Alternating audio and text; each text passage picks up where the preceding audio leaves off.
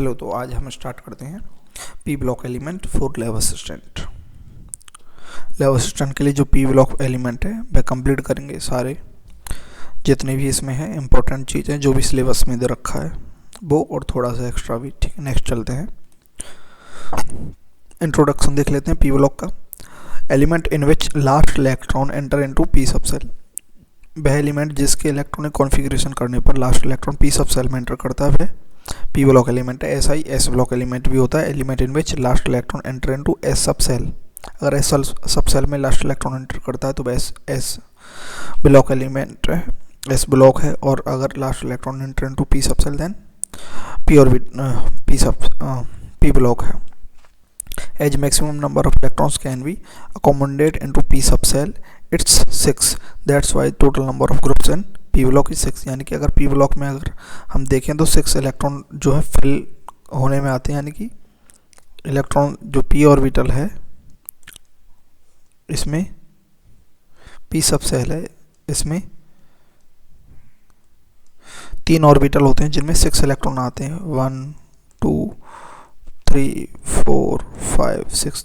तो हर बार last electron जो enter हो रहा है तो 6 बार अगर यहाँ वो प्रोबेबिलिटी बन रही है कि 6 बार एंट्री होगा लास्ट इलेक्ट्रॉन पी ब्लॉक में। तो यहाँ 6 जो है ग्रुप हैं, 13 to 18 ग्रुप जो है पी ब्लॉक एलिमेंट के अंदर हैं। 6 ग्रुप होते हैं पी ब्लॉक के अंदर, 13 to 18।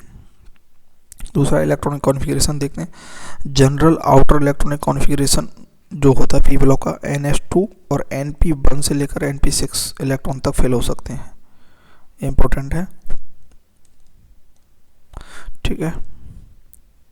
नेक्स्ट देखें, NS एंड NP जो है नोबल गैस कोर होती है, यानी कि नोबल गैस कोर बोलते हैं इसको, NS और NP जो होता है।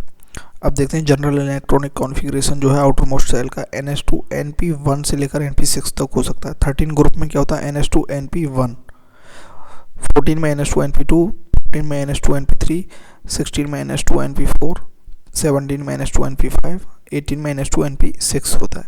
लेकिन हीलियम का जो है 1s2 रहता है, ये थोड़ा याद रखना है, ये याद रखने वाली बात है, ठीक है।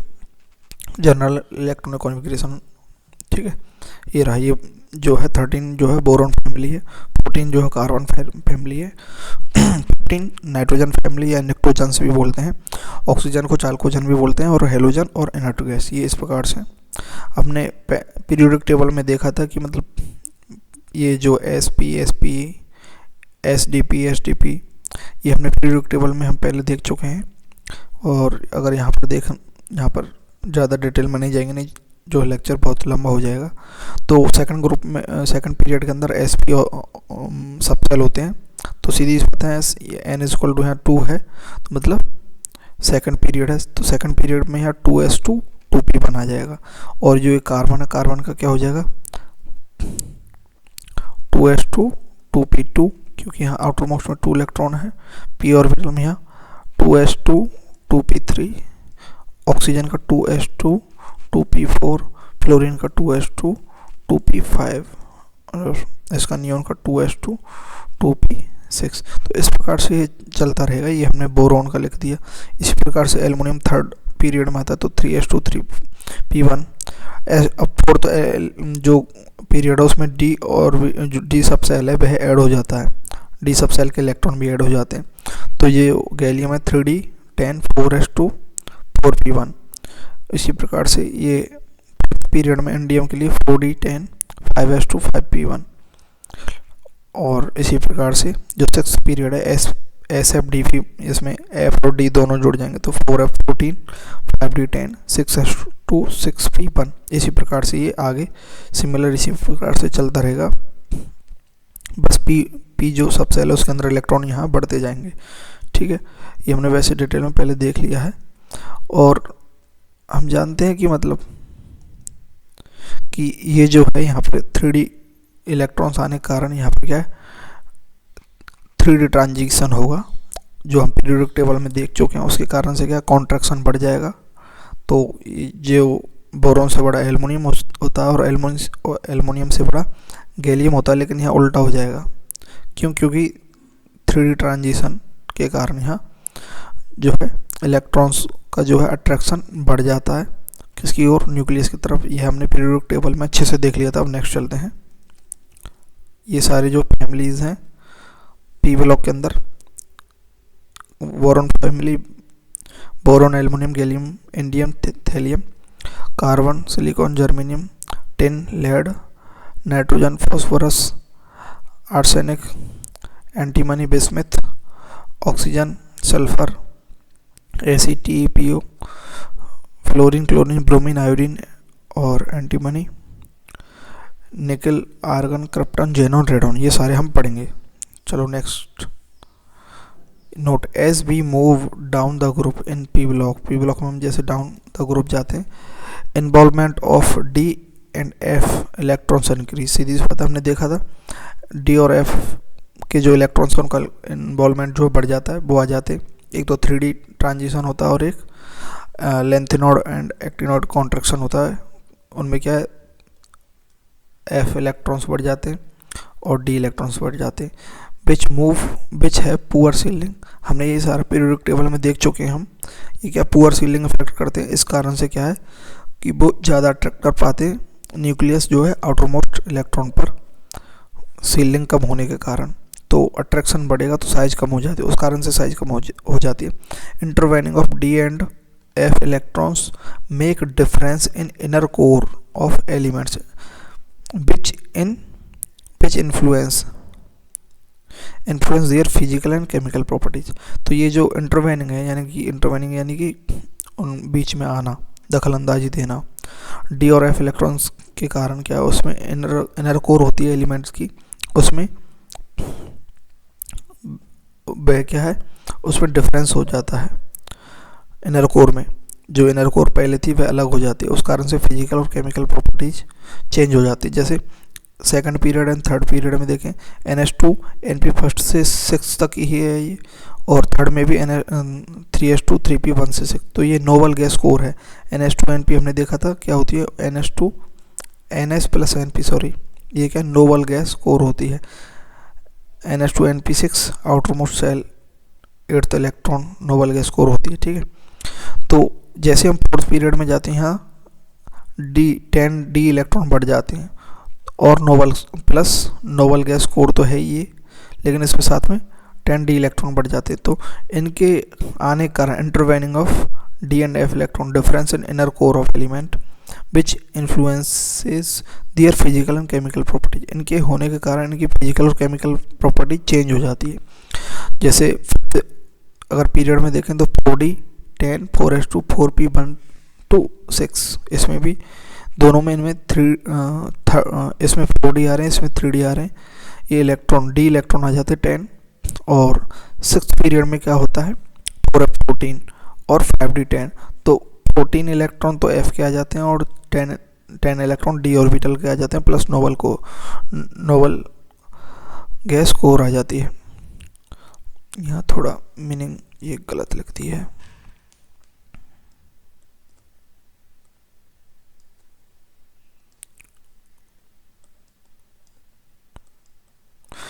ठीक है, तो ये इस प्रकार से होता है।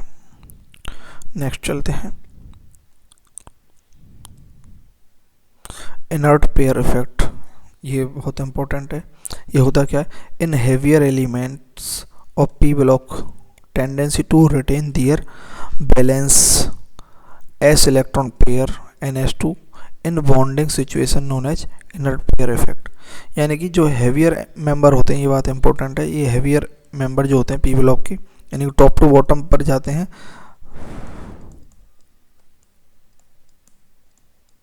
तो ये जो है ये हेवियर होते हैं।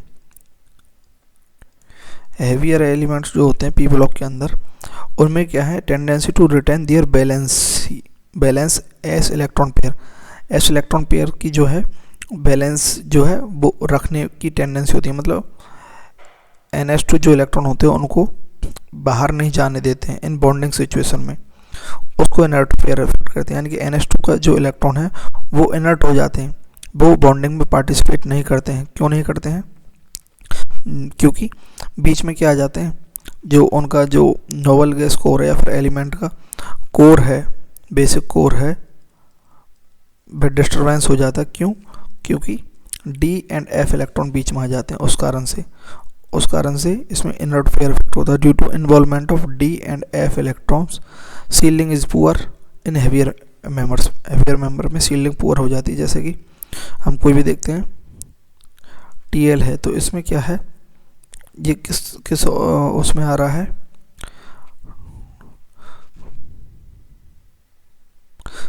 उसमें आ रहा है, तो इसका क्या होगा, ये इसका इलेक्ट्रॉनिक कॉन्फ़िगरेशन होगा।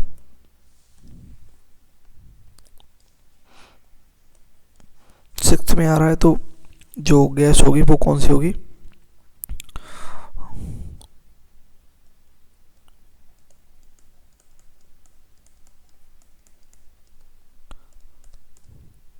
जेनॉन। जेनॉन यहाँ गैस होगी।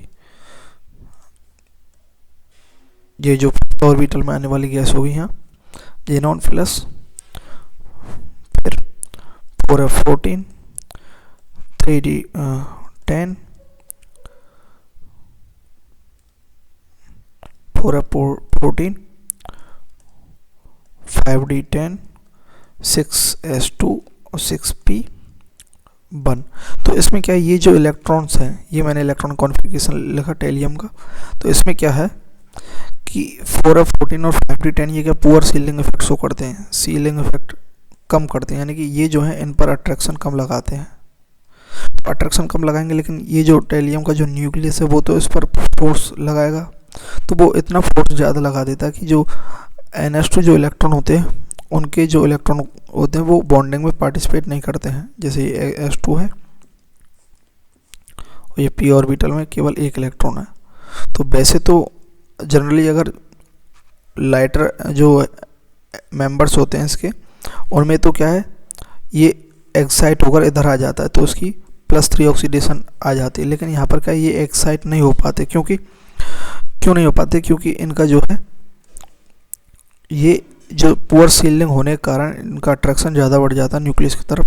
तो ये क्या है, जो इलेक्ट्रॉन पेयर है NS के जो इलेक्ट्रॉन पेयर है NH2 जो होते हैं, ये 2 इलेक्ट्रॉन है, ये इनर्ट हो जाते हैं, यानी कि एक्साइट नहीं होते।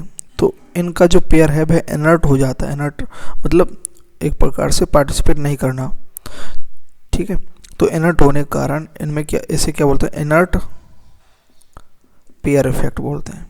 तो ये पार्टिसिपेट नहीं करेगा बॉन्डिंग में इसके इलेक्ट्रॉन NS के, ठीक है। तो क्या इसकी जो ऑक्सीडेशन स्टेट क्या होगी, +1, यानी कि ये जो p ऑर्बिटल के अंदर, p सब सेल के अंदर जो इलेक्ट्रॉन रखा हुआ है उसी की जो है टेंडेंसी होगी बॉन्डिंग में।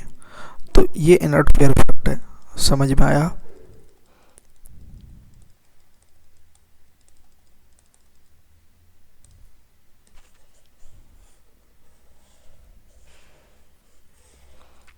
नेक्स्ट चलते हैं।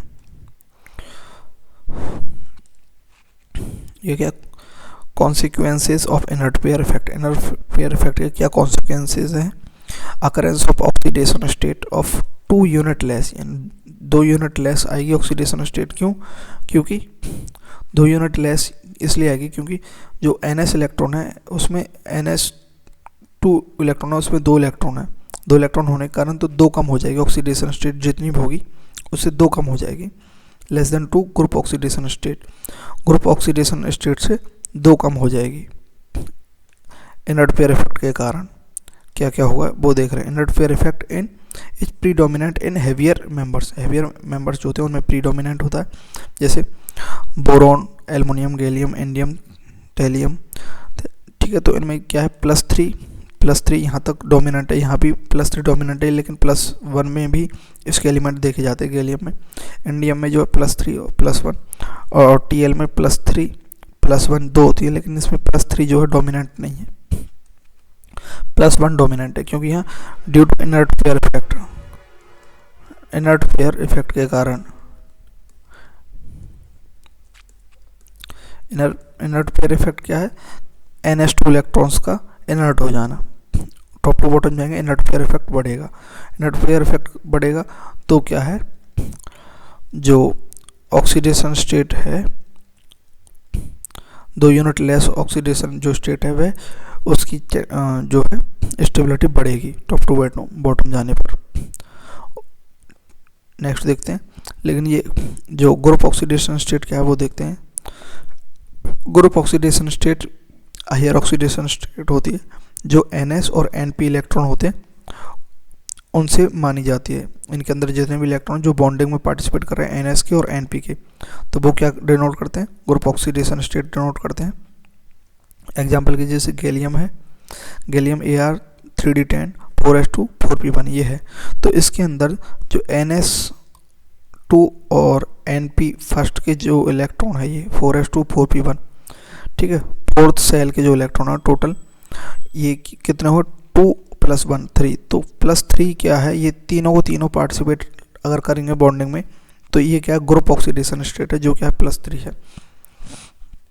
लोअर ऑक्सीडेशन स्टेट क्या है, जो जिसमें इनर्ट पेयर इफेक्ट के कारण ये जो दो इलेक्ट्रॉन 2 यूनिट कम कर देंगे हम NS2 के, तो केवल P के जो इलेक्ट्रॉन है वही पार्टिसिपेट करेंगे। तो इसमें P में कितने इलेक्ट्रॉन है, केवल 1 है, उस कारण से लोअर ऑक्सीडेशन स्टेट क्या है, first 1।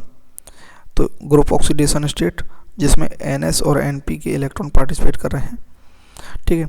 Lower oxidation state 2 unit less than group oxidation state से 2 यूनिट कम हो जाती है, क्योंकि उसके NS के जो इलेक्ट्रॉन 2 इलेक्ट्रॉन क्या है inert pair, 2 electrons of NS become inert due to inner pair effect के कारण। एग्जांपल गैलियम, इसमें 3d4s2 और 4p1 जो है यही अगर बॉन्डिंग में पार्टिसिपेट करता है तो इसकी +1 क्या है, लोअर ऑक्सीडेशन स्टेट होगी, ठीक है। तो इनर्ट पेयर इफेक्ट हमने देख लिया है। अब देखते हैं जैसे ग्रुप नंबर है 13 में NS2 NP फर्स्ट होती है, तो हायर ऑक्सीडेशन स्टेट कितनी होगी, +3, क्योंकि ये दोनों जो है पार्टिसिपेट कर रहे हैं NS2 और NS और NP के जो इलेक्ट्रॉन हैं, तो हायर ऑक्सीडेशन स्टेट या फिर ग्रुप ऑक्सीडेशन स्टेट भी बोलते हैं, वो क्या होगी, +3 होगी। लेकिन लोअर ऑक्सीडेशन स्टेट में 2 यूनिट कम कर देंगे तो फर्स्ट होगी। इसी प्रकार से 14th जो ग्रुप है उसके अंदर हायर ऑक्सीडेशन स्टेट कितनी होगी, 2 और 2 4 हो गए, तो 4 हायर ऑक्सीडेशन स्टेट, उसमें 2 यूनिट कम कर देंगे तो +2 lower oxidation state. 15th group में NH2 NP3 है, हायर ऑक्सीडेशन स्टेट क्या होगी, 2 और 3 5 +5 होगी, और लोअर ऑक्सीडेशन स्टेट में 2 इसमें से माइनस कर देंगे तो +3 ये इसकी लोअर ऑक्सीडेशन स्टेट होगी।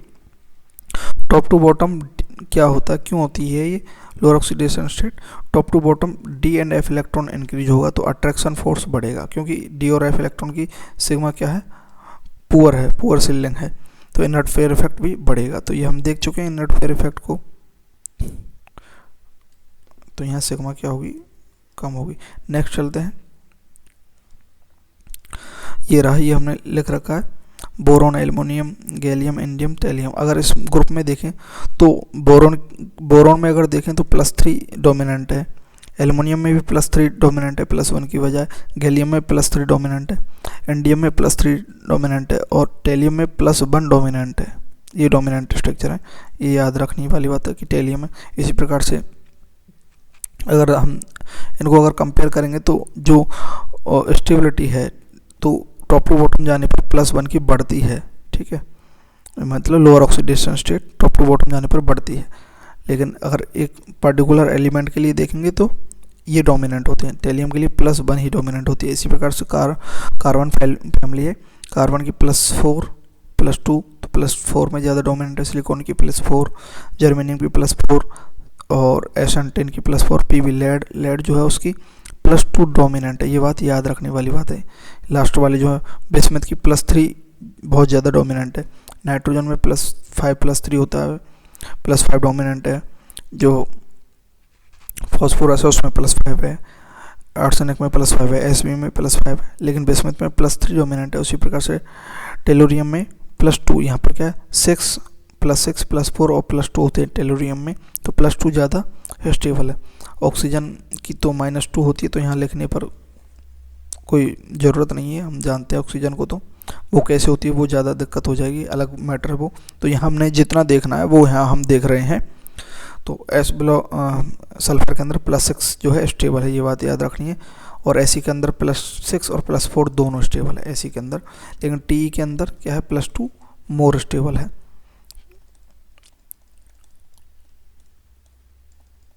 नेक्स्ट देखते हैं N2O2 केमिकल रिएक्टिविटी देखते हैं ग्रुप 13 की। अब ग्रुप 13 यहाँ हम स्टार्ट कर रहे हैं। केमिकल रिएक्टिविटी क्या है ग्रुप 13 की, एयर के साथ। एयर क्या होता है, N2 और O2 होता है एयर, ठीक है, जो हम पहले देख चुके हैं। E4 यहाँ एलिमेंट है, E4 एलिमेंट, जब भी ग्रुप 13 का एलिमेंट 14 का, तो E4 एलिमेंट है। E प्लस N2 अगर रिएक्ट करेंगे तो En बनेगा, जैसे नाइट्राइड बोलेंगे, जैसे बोरोन नाइट्राइड, एल्युमिनियम नाइट्राइड, तो वो इस प्रकार से बनेगा, ठीक है, नाइट्राइड्स बनेंगे यहाँ पर। तो ये क्या है, एल्युमिनियम नाइट्राइड बनेगा, तो En बनेगा, यानी Bn Aln, ठीक है। और ऑक्सीजन के साथ E प्लस O2 रिएक्ट करेंगे तो E2O3 बनेगा। ऑक्साइड्स ऑफ बोरोन क्या होगा, एसिडिक होगा। एल्युमिनियम और गैलियम के क्या होगा, एम्फोटेरिक। हमने देखा था एम्फोटेरिक कौन कौन से होते हैं, ट्रिक से जनावे वाली, सबसे अच्छा पंजाबी सॉन्ग गाया करो। और इंडियम और टेलियम क्या बेसिक हैं, क्योंकि इनका जो है +1 जो ऑक्सीडेशन बढ़ती है और इनका साइज बढ़ता है, इस कारण से इलेक्ट्रोपॉजिटिविटी बढ़ती है, तो मेटेलिक कैरेक्टर बढ़ता है, उस कारण से लोअर तो सारे के सारे जो हैं बेसिक ही होंगे, ठीक है। तो ये इसके ऑक्साइड्स बनेंगे E2O3, Al2O3 एग्जाम्पल में, जैसे एल्युमिनियम के साथ क्या बनेगा, Al2O3, गैलियम Ga2O3, ये इसके ऑक्साइड, B2O3, ये इसके ऑक्साइड्स बनेंगे। कौन से एसिडिक होंगे इसके, बोरोन का जो ऑक्साइड होगा वह एसिडिक होगा। नेक्स्ट देखते हैं, विद एसिड और बेस, एसिड और बेस के साथ रिएक्शन करवाएंगे तो बोरोन डू नॉट रिएक्ट, ये बात याद रखनी है, बोरोन एसिड या बेस के साथ रिएक्शन नहीं करता है, ठीक है। Aluminium can react with both acid and base, क्योंकि एल्युमिनियम एम्फोटेरिक है, ठीक है। Al प्लस HCl के साथ रिएक्ट करेंगे तो Al+3 में जाएगा एक्वस सॉल्यूशन में, और Cl नेगेटिव, और हाइड्रोजन गैस निकलेगी तो AlCl3 बनेगा एक्वस में, ठीक है। और अगर हम सोडियम हाइड्रोक्साइड, इसको कास्टिक सोडा भी बोलते हैं, एस ब्लॉक में पढ़ा था, एल्युमिनियम प्लस NaOH की रिएक्शन करवाते हैं तो क्या बनेगा, NaAlOH का होल 4 अंडर रूट में, और प्लस H2 गैस निकलेगी। तो यहाँ दोनों से रिएक्शन कर रहा है ये एल्युमिनियम को अगर कंसनट्रेटेड HNO3 के साथ रिएक्शन करवाए तो पैसिवेशन कर देता है, मतलब पैसिव हो जाता है, मतलब कोई रिएक्शन नहीं करता है एल्युमिनियम कंसनट्रेटेड HNO3 के साथ। क्यों नहीं करता है, क्योंकि metal surface become inert due to formation of protective oxide layer. जैसे ही डालते हैं उससे पहले इतनी रिएक्शन करता है ये ऑक्सीजन के साथ कि एक प्रोटेक्टिव लेयर बना लेता है ऑक्सीजन की एल्युमिनियम, तो उस कारण से ये HNO3 से रिएक्शन नहीं कर पाता है, पैसिवेशन में चला जाता है, पैसिव हो जाता है, इनर्ट हो जाता है। नेक्स्ट देखते हैं, stability of lower oxidation state increase down the group. Down the group जाने पर जो लोअर ऑक्सीडेशन स्टेट है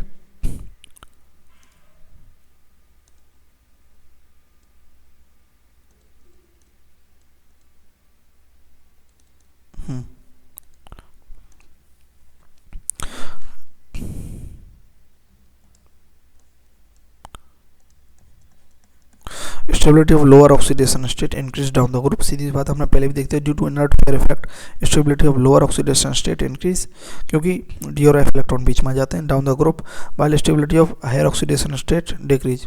हायर ऑक्सीडेशन स्टेट की जो स्टेबिलिटी है वो डिक्रीज हो जाएगी। जैसे ग्रुप 13 है, बोरोन +1, एल्युमिनियम +1, गैलियम +1, इंडियम +1, टेलियम +1, तो इस प्रकार से जाएंगे +1 टॉप टू बॉटम, +1 की टेंडेंसी, +1 की स्टेबिलिटी बढ़ेगी।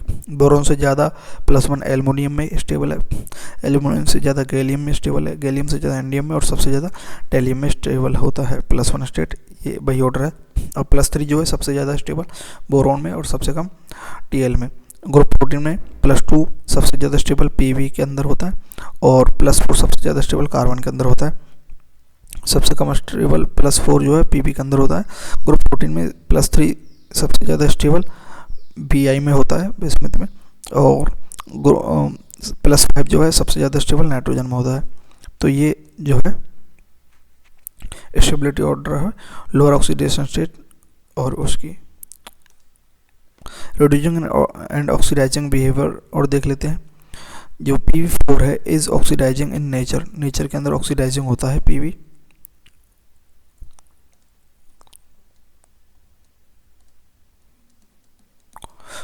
रिड्यूसिंग एंड ऑक्सीडाइजिंग बिहेवियर देखते हैं, Pb+4 is oxidising in nature. क्यों है ऑक्सीडाइजिंग, क्योंकि पीबी जो है +2 में रहना पसंद करता है, तो ये क्या खुद का क्या कर देगा, रिडक्शन। यहाँ से +4 से इस ये केस में हो गया +2 ऑक्सीडेशन स्टेट में हो गया, खुद का क्या हो गया, रिडक्शन हो गया। इसने इलेक्ट्रॉन्स ले लिए दो इलेक्ट्रॉन लेकर के ये क्या हुआ, Pb+2 हो गया। और जिससे भी इलेक्ट्रॉन लिए जाते हैं उसका क्या कर देता है, ऑक्सीडेशन करता है। तो ये क्या ऑक्सीडाइजिंग एजेंट है, अच्छा ऑक्सीडाइजिंग एजेंट है Pb+4। तो ये बात याद रखनी है, Pb+4 ऑक्सीडाइजिंग एजेंट है। SnCl2 is a good reducing agent. क्यों है, क्यों रिड्यूसिंग एजेंट है, क्योंकि Sn+2 की जगह +4 में रहना पसंद करता है।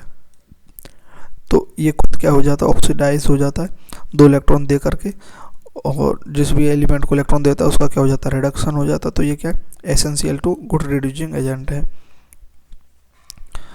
ये रहा। तो अगर Sn के अंदर देखेंगे पर्सनली तो +4 ज़्यादा स्टेबल है ना Sn के अंदर। तो ये क्या है, SnCl2 is good reducing agent है। SO2 के अंदर +4 ऑक्सीडेशन स्टेट है, लेकिन इसमें कौन सी रहती है, +6 ज़्यादा डोमिनेंट है। तो SO2 जो है इज रिड्यूसिंग है। क्यों, while TeO2 is oxidising. TeO2 क्यों है ऑक्सीडाइजिंग, क्योंकि Te के अंदर क्या है, ये कौन से स्टेज में रहना चाहता है, Te+2 में रहना चाहता है, और S+4 में ना रह कर S+6 में रहना चाहता है। देखो हमने पहले लिख लिया था, ये देख चुके हैं इसको हम। देखो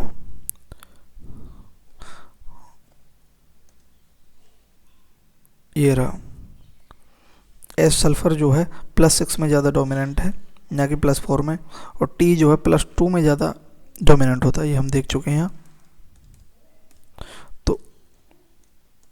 तो यहाँ क्या होगा, SO2 क्या है, रिड्यूसिंग एजेंट है, क्योंकि खुद का इसमें क्या होगा, ऑक्सीडेशन होगा। तो ये रिड्यूसिंग एजेंट होगा, सल्फर +4 में होता है। तो और T+4 में होता है तो क्या होगा, ऑक्सीडाइजिंग एजेंट, क्योंकि ये खुद का क्या करेगा, रिडक्शन करेगा, तो अदर्स एलिमेंट्स का क्या करेगा, ऑक्सीडेशन करेगा।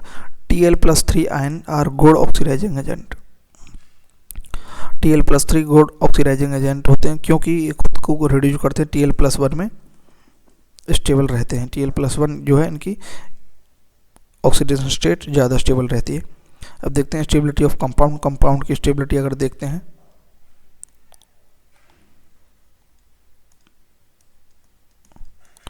नंबरिंग गलत हो गई, उस कारण से इसमें हटा रहा हूँ मैं, ठीक है। स्टेबिलिटी ऑफ कंपाउंड की स्टेबिलिटी देखते हैं। Stability of group 14th dihalide increase down the group.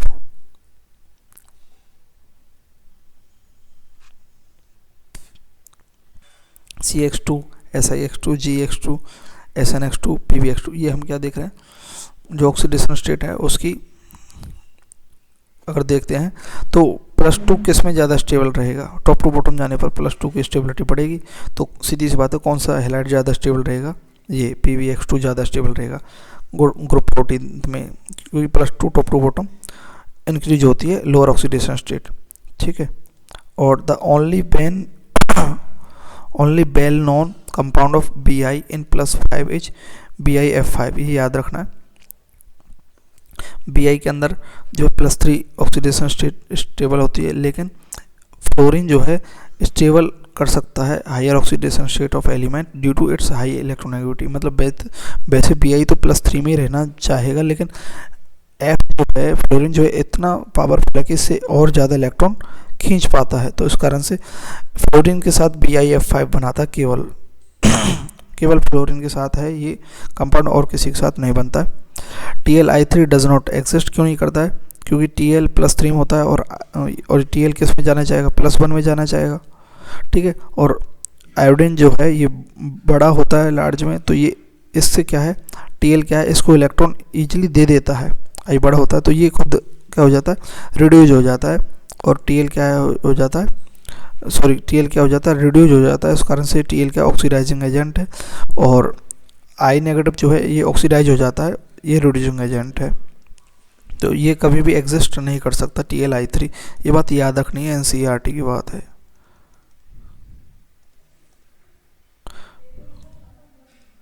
Next देखते हैं एटॉमिक एंड फिजिकल प्रॉपर्टीज, देख लेते हैं। ये सारी जो लिखे हुए हैं, ग्रुप्स वगैरह, ये पूरा जो है एक समरी टाइप है, इसी से सारे क्वेश्चंस हो जाएंगे।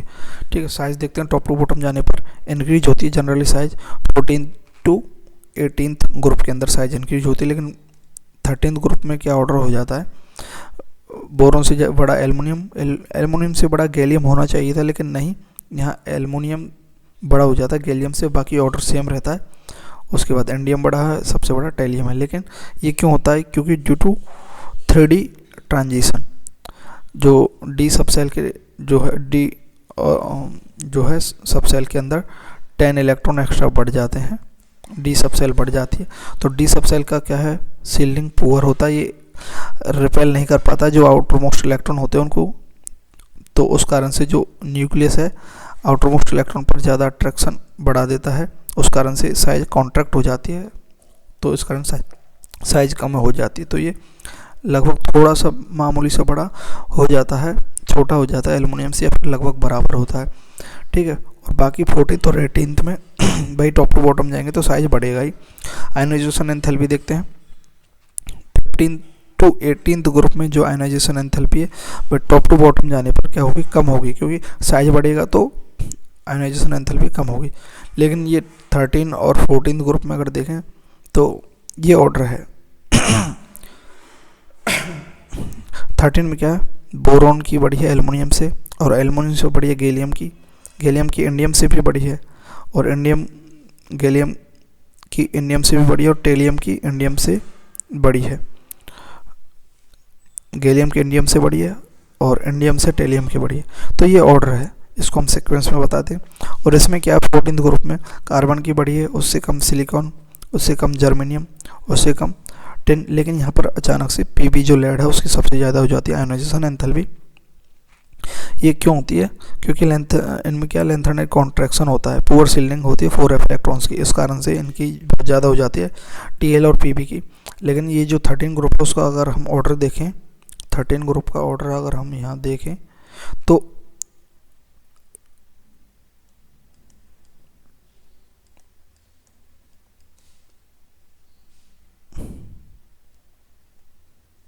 ये होगा। क्यों होगा, ये ट्रिक है। सबसे ज़्यादा बोरोन, बात गई, बात गई, BATGAI, ये ट्रिक है, इस ट्रिक से इसे याद रख सकते हैं। ये इसका ऑर्डर रहेगा जो है आयनाइजेशन एंथैल्पी का। और बाकी ये तो सब सेम है। 14th में ग्रुप में क्या है, केवल जो है एसएन से बड़ी हो जाती है अचानक से पीबी की, जबकि कम होनी चाहिए थी, बस ये यहाँ पर एक है। Melting point and boiling point देखते हैं।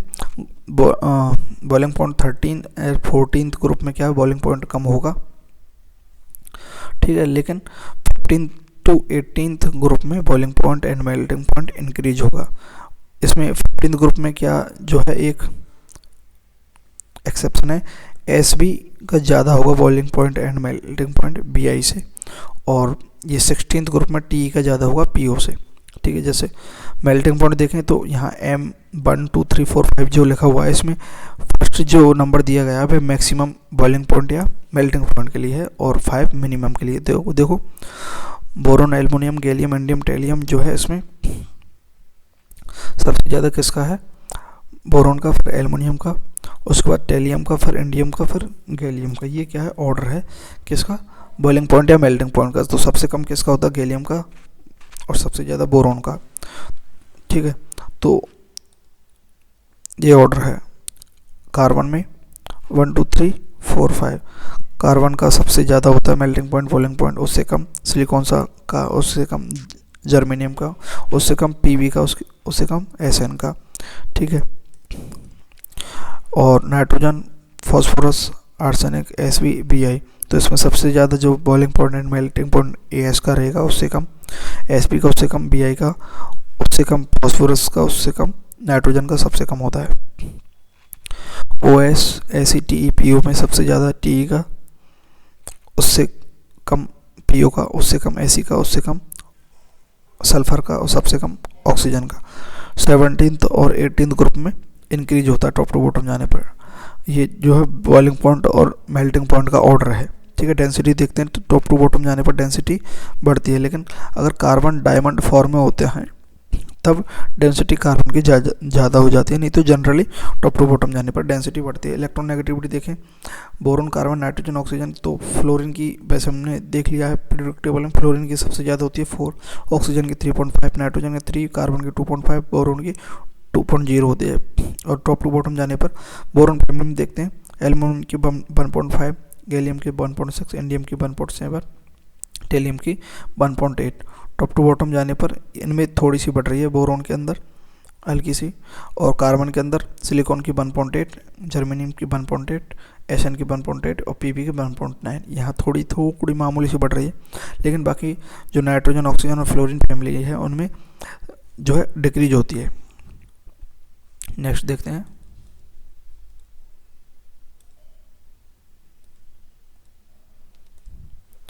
ग्रुप 13 देखते हैं। ठीक है, अब ग्रुप वाइज स्टडी करेंगे। हमने यहाँ तक तो जो कंपैरेटिवली स्टडी कर ली है सारे ग्रुप्स की, पी ब्लॉक की कंपैरेटिवली डिग्री स्टडी कर ली है कि कैसे क्या होता है उसमें। अब यहाँ हम अलग से ग्रुप देख लेते हैं। ग्रुप 13 देखते हैं, उसके इंपॉर्टेंट पॉइंट देखते हैं। तो इसमें क्या, आउटरमोस्ट इलेक्ट्रॉन कॉन्फ़िगरेशन जो होता है ग्रुप 13 का NH2NP1 होता है, और ग्रुप 13 में बोरोन, एल्युमिनियम, गैलियम, इंडियम, टेलियम होते हैं। कॉमन ऑक्सीडेशन स्टेट +3 और +1 होती है। ये +3 ग्रुप ऑक्सीडेशन स्टेट होती है, +1 क्या होती है, लोअर ऑक्सीडेशन स्टेट होती है। ठीक है, इनर्ट पेयर इफेक्ट क्या होता है, stability of +1 increase down the group due to inert pair effect के कारण। ठीक है, प्लस की स्टेबिलिटी बढ़ती है, स्टेबिलिटी +3 डिक्रीज होती है down the group due to inert pair effect. +1 in thallium is predominant while +3 is oxidising in nature. Tl+3 क्या है, ये ऑक्सीडाइजिंग इन नेचर में, क्योंकि खुद +3 क्या है, is oxidising in nature. Tl के अंदर +1 की जो है प्रीडोमिनेंट है, यानी Tl+3 में ना रह करके +1 में रहता है, ये खुद क्या हो जाता है, रिड्यूस हो जाता है, तो ये क्या ऑक्सीडाइजिंग है, ऑक्सीडाइजिंग नेचर में होता है +3 Tl जो होता है। अगर देखते हैं हम आयनिक कैरेक्टर क्या होता है, E+1 और E+3, अगर ये E मतलब यहाँ एलिमेंट है, इसका ग्रुप 13 का एलिमेंट अगर +1 स्टेट में और दूसरा +3 स्टेट में, तो आयनिक कैरेक्टर किसका ज़्यादा होगा, जो लोअर ऑक्सीडेशन स्टेट में है, P+, क्योंकि सीधी सी बात है आयनिक कैरेक्टर किसका बढ़ता है, जिसके अंदर साइज बड़ा होता है, और इलेक्ट्रॉन जो मेटल कैरेक्टर शो करता है वही आयनिक होता है। तो यहाँ जो है जिस कैटायन के ऊपर चार्ज ज़्यादा है वह कोवेलेंट शो करेगा, फजान रूल के अनुसार। फजान्स रूल, कैटायन पर प्लस चार्ज बढ़ेगा तो, और स्मॉल साइज होगा, कैटायन का साइज स्मॉल होगा, चार्ज ज़्यादा होगा, तो वह क्या कोवेलेंट नेचर शो करेगा। एनायन का जो है चार्ज ज़्यादा होगा और साइज क्या होगा, लार्ज साइज होगा, तो क्या है फजान्स रूल ये बोलता है, तो क्या है कोवेलेंट कैरेक्टर बढ़ेगा। ठीक है, नेक्स्ट देखते हैं ग्रुप, एक मिनट,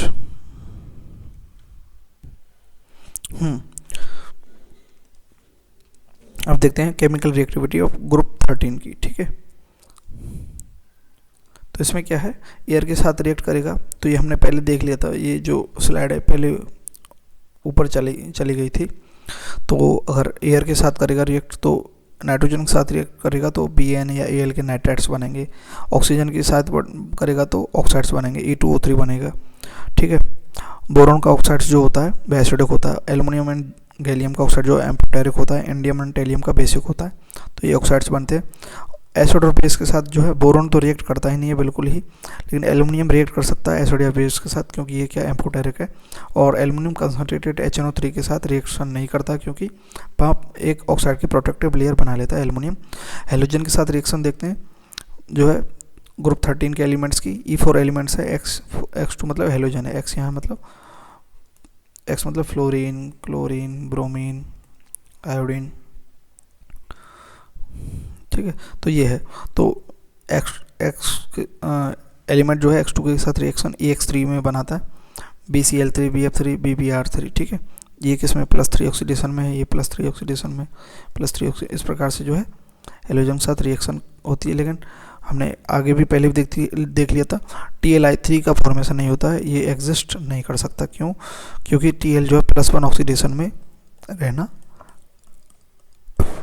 ज़्यादा प्रेफर करता है, +3 में नहीं रखता है। तो ये क्या हो जाता है, इस TL रिड्यूज हो जाता है और I को क्या है ऑक्सीडाइज कर देता है, तो रिड्यूज हो जाएगा TL खुद। तो TL क्या है, एक ऑक्सीडाइजिंग एजेंट है। ठीक है, नेक्स्ट चलते हैं। Tri halides of boron. Boron का BX3 है जो है ये ट्राई हैलाइड है, are electron deficient in nature, nature में इलेक्ट्रॉन डेफिशिएंट है। क्यों? देखो BX3 है, इसके पास कितने इलेक्ट्रॉन है, 2, 2, 4 और 2, 6 इलेक्ट्रॉन है। तो ये क्या हाइपोवैलेंट है, 8 इलेक्ट्रॉन होने चाहिए इसके पास टोटल, मतलब ऑक्टेट कंप्लीट करने के लिए। तो इलेक्ट्रॉन डेफिशिएंट है, इलेक्ट्रॉन डेफिशिएंट है तो ये can react with electron rich species like ammonia. ठीक है, तो ये इलेक्ट्रॉन डेफिशिएंट है, इलेक्ट्रॉन डेफिशिएंट है। साथ में इसके यहाँ क्या पी ऑर्बिटल क्या बैकेंट है, केवल 1 ही तो है, 1 इलेक्ट्रॉन ही तो है इसके पी ऑर्बिटल में। तो ये पी ऑर्बिटल जो है बैकेंट है, उस कारण से क्या ये इलेक्ट्रॉन तो ले सकता है इलेक्ट्रॉन, तो इलेक्ट्रॉन डेफिशिएंट होने के कारण साथ में बैकेंट पी ऑर्बिटल होने के कारण can work as Lewis acid की तरह भी वर्क कर सकता है। तो इलेक्ट्रॉन डेफिशिएंट होने के कारण ये कैसी स्पीसीज से रिएक्ट करता है, जो इलेक्ट्रॉन रिच हो, जैसे ये NH3 इनमें लोन पेयर होता है, ऐसी स्पीसीज से रिएक्ट करता है। जैसे BlCl3 ये क्या एक प्रकार से लुईस एसिड है, और NH3 लुईस बेस है, क्योंकि NH3 जो है यहाँ से नाइट्रोजन से लोन पेयर कहाँ पर ट्रांसफर हो रहे हैं, बोरोन पर। तो क्या बनता है, ये ऐसे बनता है, ये नाइट्रोजन है और ये बोरोन है, इसका यहाँ बैकेंट ऑर्बिटल है, ये Cl और Cl और इधर H। तो ये जो लोन पेयर यहाँ ट्रांसफर होंगे तो ये क्या बना देगा, कोऑर्डिनेट बॉन्ड बना देगा। तो कोऑर्डिनेट बॉन्ड बन जाएगा यहाँ इलेक्ट्रॉन ट्रांसफर करते हुए, तो इस प्रकार से। तो अब देखो, अब अगर हम देखेंगे तो इस पर जो बोरोन है, बोरोन पर क्या है ऑक्टेट कंप्लीट हो गया, 1 इलेक्ट्रॉन, 2 इलेक्ट्रॉन, 3, 4, 5, 6, 7 और ये 8, 2 इलेक्ट्रॉन आ गए ना इसके पास। तो ये ऑक्टेट कंप्लीट हो गया बोरोन का, 2, 4, 6, 8 इलेक्ट्रॉन कंप्लीट। तो ये इस प्रकार से जो है इलेक्ट्रॉन रिच स्पीसीज के साथ कोऑर्डिनेट बॉन्ड बना करके क्या करता है, ऑक्टेट कंप्लीट कर लेता है। दूसरा, order of Lewis acid nature. Lewis acid की नेचर का ऑर्डर क्या होगा, order of Lewis acid nature, क्यों BF3, BCl3, BBr3, BI3, ये इस प्रकार से बोरोन के जो हैलोजन के जो एलिमेंट्स हैं उनका साइज बढ़ता जाएगा, तो लुईस एसिड नेचर बढ़ती जाएगी। क्यों बढ़ती जाएगी, इसकी लुईस एसिड नेचर क्यों बढ़ेगी, क्योंकि ये ज़्यादा इलेक्ट्रॉन लेने की टेंडेंसी ज़्यादा शो करेगा। लेकिन फ्लोरीन BF3 जो है वह ज़्यादा इलेक्ट्रॉन लेने की टेंडेंसी नहीं करता है शो, क्योंकि ये बहुत छोटे होते हैं, तो ये पास होते हैं, तो ये इलेक्ट्रॉन जो है बाहर से नहीं ले पाते BF3। तो ये ऑर्डर है लुईस एसिड नेचर का, ये याद रखना है। टॉप टू बॉटम जो फ्लोरीन, जो बोरोन के फ्लोराइड, क्लोराइड, ब्रोमाइड और आयोडाइड बनते हैं, तो ये इस सीक्वेंस में क्या है, लुईस एसिड नेचर बढ़ती है। नेक्स्ट देखते हैं, AlCl3 जो है ये भी इलेक्ट्रॉन डेफिशिएंट है नेचर में। ठीक है, तो ये भी क्या, क्लोरीन AlCl3 जो है इसके अंदर 6 इलेक्ट्रॉन है, तो AlCl3 अपने रिमूव इट्स डिफिशियंसी, जो 6 इलेक्ट्रॉन की जो डिफिशियंसी कमी है वह कैसे पूरी करता है, वह AlCl3 वही हाई रिच इलेक्ट्रॉन स्पीसीज के साथ रिएक्शन करवाता है, जैसा BlCl3 में देखा था हमने। तो ये इलेक्ट्रॉन यहाँ पर ट्रांसफ़र होंगे तो NH3 AlCl3 ये बॉन्ड बना देगा, इस प्रकार से यहाँ कोऑर्डिनेट बॉन्ड। तो इसमें भी वही रिएक्शन होगी जैसे हमने BlCl3 में देखी थी। फर्स्ट, सेकंड क्या, AlCl3 remove its deficiency by dimer formation. दूसरा क्या, ये डाइमर बना लेता है, AlCl3 प्लस AlCl3 मिलकर के Al2Cl6 बना लेता है, डाइमर बनता है। देखो इस प्रकार से बनता है ये डाइमर। ये जो क्लोरीन है, अब ये सेकंड, ये फर्स्ट AlCl3, ये सेकंड AlCl3। तो सेकंड AlCl3 का जो क्लोरीन है वह अपने लोन पेयर जो है फर्स्ट AlCl3 के एल्युमिनियम के बैकेंट पी ऑर्बिटल में डाल देता, तो यहाँ कोऑर्डिनेट बॉन्ड बन जाता है, और फर्स्ट का क्लोरीन जो है सेकंड Al के बैकेंट पी ऑर्बिटल के अंदर अपने इलेक्ट्रॉन को ट्रांसफ़र कर देता है, तो यहाँ जो है कोऑर्डिनेट बॉन्ड बन जाता है। इस प्रकार से 8 इलेक्ट्रॉन कंप्लीट हो जाते हैं, इसके भी और इसके भी। तो ये कोऑर्डिनेट बॉन्ड के जरिए अपने डाइमर के जरिए अपना जो है ऑक्टेट कंप्लीट कर लेता है। नेक्स्ट देखते हैं। और ये जो है डाइमर जो बनता है एल्युमिनियम का Al2Cl3 जो है, ये जो ऊपर लिखा हुआ है Al2Cl6 है। तो ये कैसे बनता है, जो 4 क्लोरीन एटम होते हैं वो जो टर्मिनल पर होते हैं और 2 क्लोरीन एटम जो है वो ब्रिज बनाते हैं। देखो ये ब्रिज बन रहा है ये दोनों आपस में। तो ये जो है 4 तो क्या टर्मिनल पर और किस में है, प्लेन में है। देखो एक प्लेन में है, लेकिन ये क्या प्लेन से, एक क्लोरीन तो प्लेन से अबव है, एक क्या प्लेन से नीचे है। ठीक है, तो ये इस प्रकार से होते हैं। तो ये जो क्लोरीन है, ब्रिजिंग क्लोरीन जो है और एल्युमिनियम है, इनके बीच की जो डिस्टेंस है, बॉन्ड जो है वह हमने बी से डिनोट किया। क्लोरीन जो टर्मिनल क्लोरीन जो एल्युमिनियम के साथ बॉन्ड बनाता है उसको हमने ए से डिनोट किया, हेलोजन ब्रिजिंग डाइमर। तो इसे और क्या बोलते हैं कि हेलोजन ब्रिजिंग, क्योंकि हेलोजन का ब्रिज बना रहा है ये Al2Cl6। तो ये क्या हेलोजन ब्रिजिंग डाइमर है।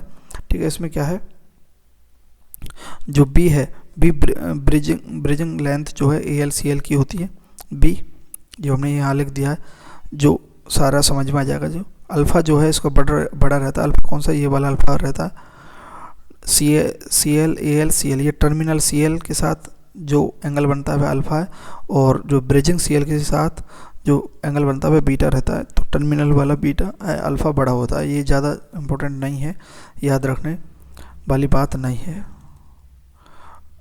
नॉट लर्न, नॉट इम्पोर्टेंट, बस ये देख लो कि नेक्स्ट देखते हैं।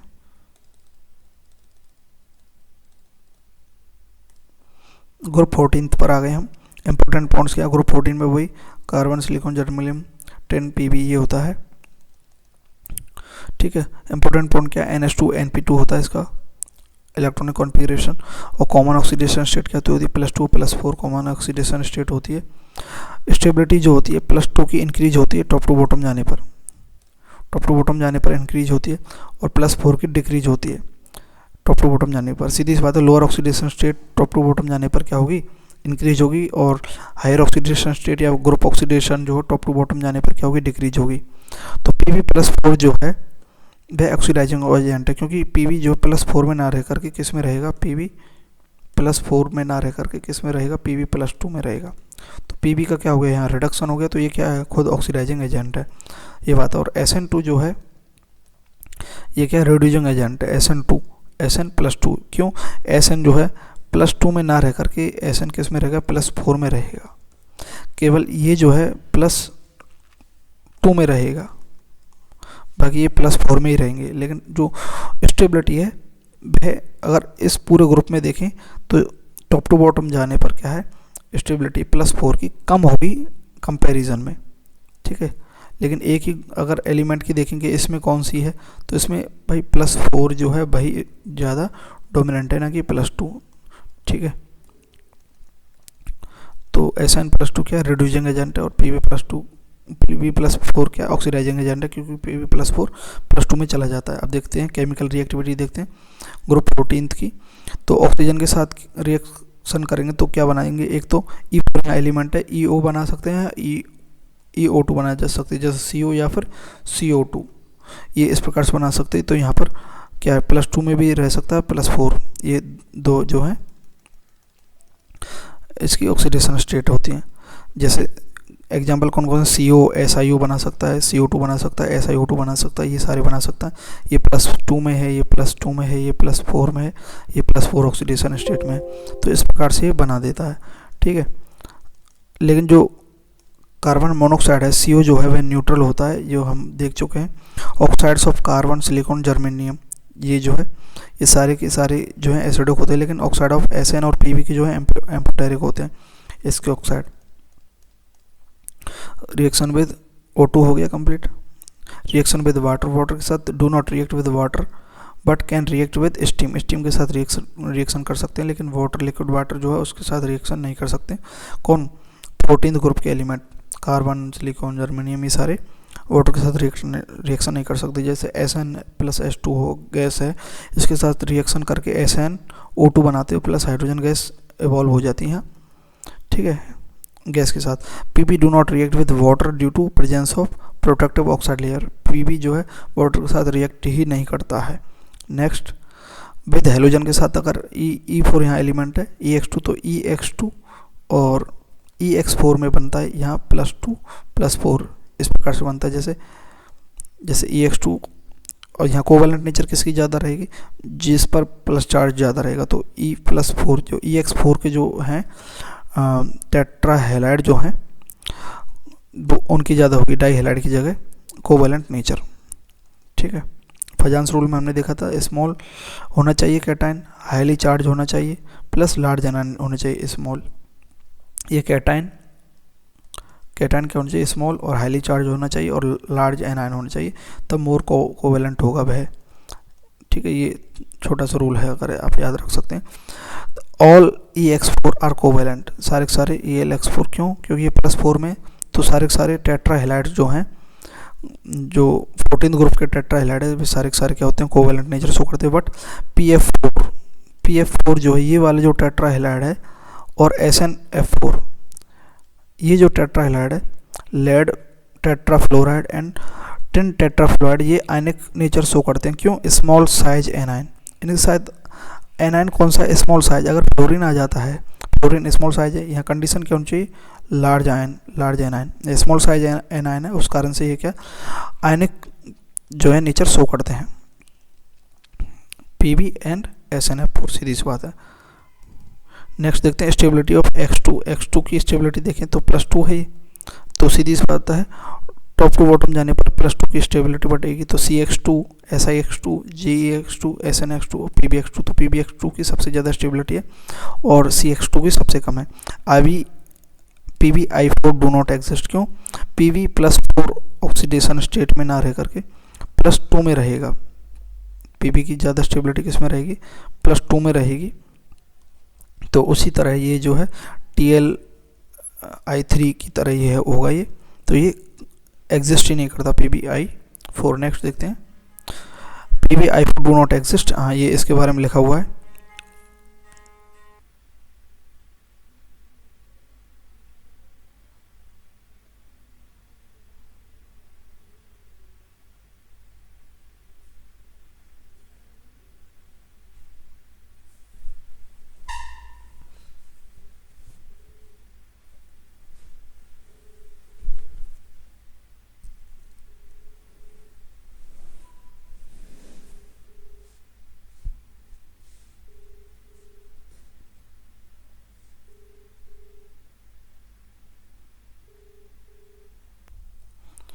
तो यहाँ अगर हम देखें PbI4 डज नॉट एग्जिस्ट, उसका रीजन देखते हैं।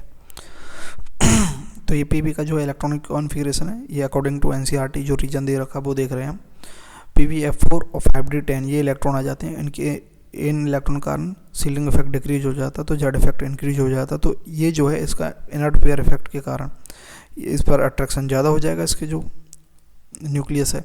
तो 6p2 दो इलेक्ट्रॉन है उनके साथ I बॉन्ड बनाएगा, तो I बॉन्ड बनाएगा तो क्या होगा, इनकी बॉन्ड लेंथ ज़्यादा होगी, क्योंकि I भी बड़ा है और Pb भी बड़ा है, तो बॉन्ड लेंथ ज़्यादा होगी तो बॉन्ड स्ट्रेंथ कम होगी, तो बॉन्ड एनर्जी कम होगी। तो इतनी एनर्जी नहीं है कि इसको एक्साइट करवा कर यहाँ ला दे और बॉन्ड बना ले, उस कारण से PbI4 एग्जिस्ट नहीं करता है, PbI2 एग्जिस्ट करता है। Attraction on 6s electron increase with required more energy to unpair करने के लिए ज़्यादा एनर्जी रिक्वायर्ड होगी, उस कारण से एक तो रीजन ये है। Initially formed 2 PbI bond are weak, do not release sufficient energy to unpair 6s2 electron. ठीक है, ये रीजन है NCERT का, आप पढ़ लीजिए, अच्छे से देख लीजिए इसको। नेक्स्ट चलते हैं ग्रुप 15th नाइट्रोजन फैमिली और निक्टोजेंस भी बोलते हैं इसको। इसमें क्या होता है, Nepal nitrogen, phosphorus, arsenic, SvPy, इसके ट्रिक है नेपाल, पाकिस्तान, अफगानिस्तान सब बेकारी। ठीक है, NH2 NP3 जो है 5 बैलेंस इलेक्ट्रॉन होते हैं, यानी ग्रुप ऑक्सीडेशन स्टेट ये रही। NS और NP के इलेक्ट्रॉन्स जो हैं वो ग्रुप ऑक्सीडेशन स्टेट शो करते हैं। कॉमन ऑक्सीडेशन स्टेट कौन कौन सी हो सकती है, तो -3 होती है, +5 +3 तो होती है। -3 देखेंगे, -3 ऑक्सीडेशन स्टेट क्या tendency decrease down the group जाएंगे, -3 की टेंडेंसी कम होगी। Top to bottom ionization enthalpy कम होती है, तो उस कारण से मेटल कैरेक्टर बढ़ता है। तो माइनस मेटल तो -3 में तो रहेंगे नहीं, मतलब मेटल तो क्या इलेक्ट्रॉन देंगे, इलेक्ट्रॉन लेने की टेंडेंसी में तो रहेंगे नहीं, उस कारण से -3 की टेंडेंसी जो है टॉप टू बॉटम अगर जाते हैं ग्रुप में तो डिक्रीज होती है। ठीक है, Bi जो है hardly form any compound and -3, बहुत बड़ी मुश्किल से ही कोई कंपाउंड बनाता होगा या फिर नहीं बनाता Bi। ठीक है, क्योंकि ये बिल्कुल मेटेलिक कैरेक्टर शो करता है। +3 स्टेबिलिटी इंक्रीज होगी कि लोअर ऑक्सीडेशन स्टेट है, एंड +5 स्टेबिलिटी डिक्रीज होगी इनर्ट पेयर इफेक्ट के कारण टॉप टू बॉटम जाने पर। Only well known compound of Bi it's 5 oxidation state BiF5। ये क्यों बनता है? क्योंकि फ्लोरीन जो है ये इलेक्ट्रॉन्स से खींच लेता है जबरन, उस कारण से BiF5 बनता है। ये हमने पहले भी देख लिया था, पी ब्लॉक के जो सारे प्रॉपर्टीज देखे थे एक साथ हमने, अभी तो ग्रुप की स्टडी कर रहे हैं। तो only well known compound Bi जो +5 स्टेट में कंपाउंड बनाता है BiF5, ये है, ये बात याद रखनी। नेक्स्ट चलते हैं, nitrogen so all oxidation state +1 to +5 in its oxides.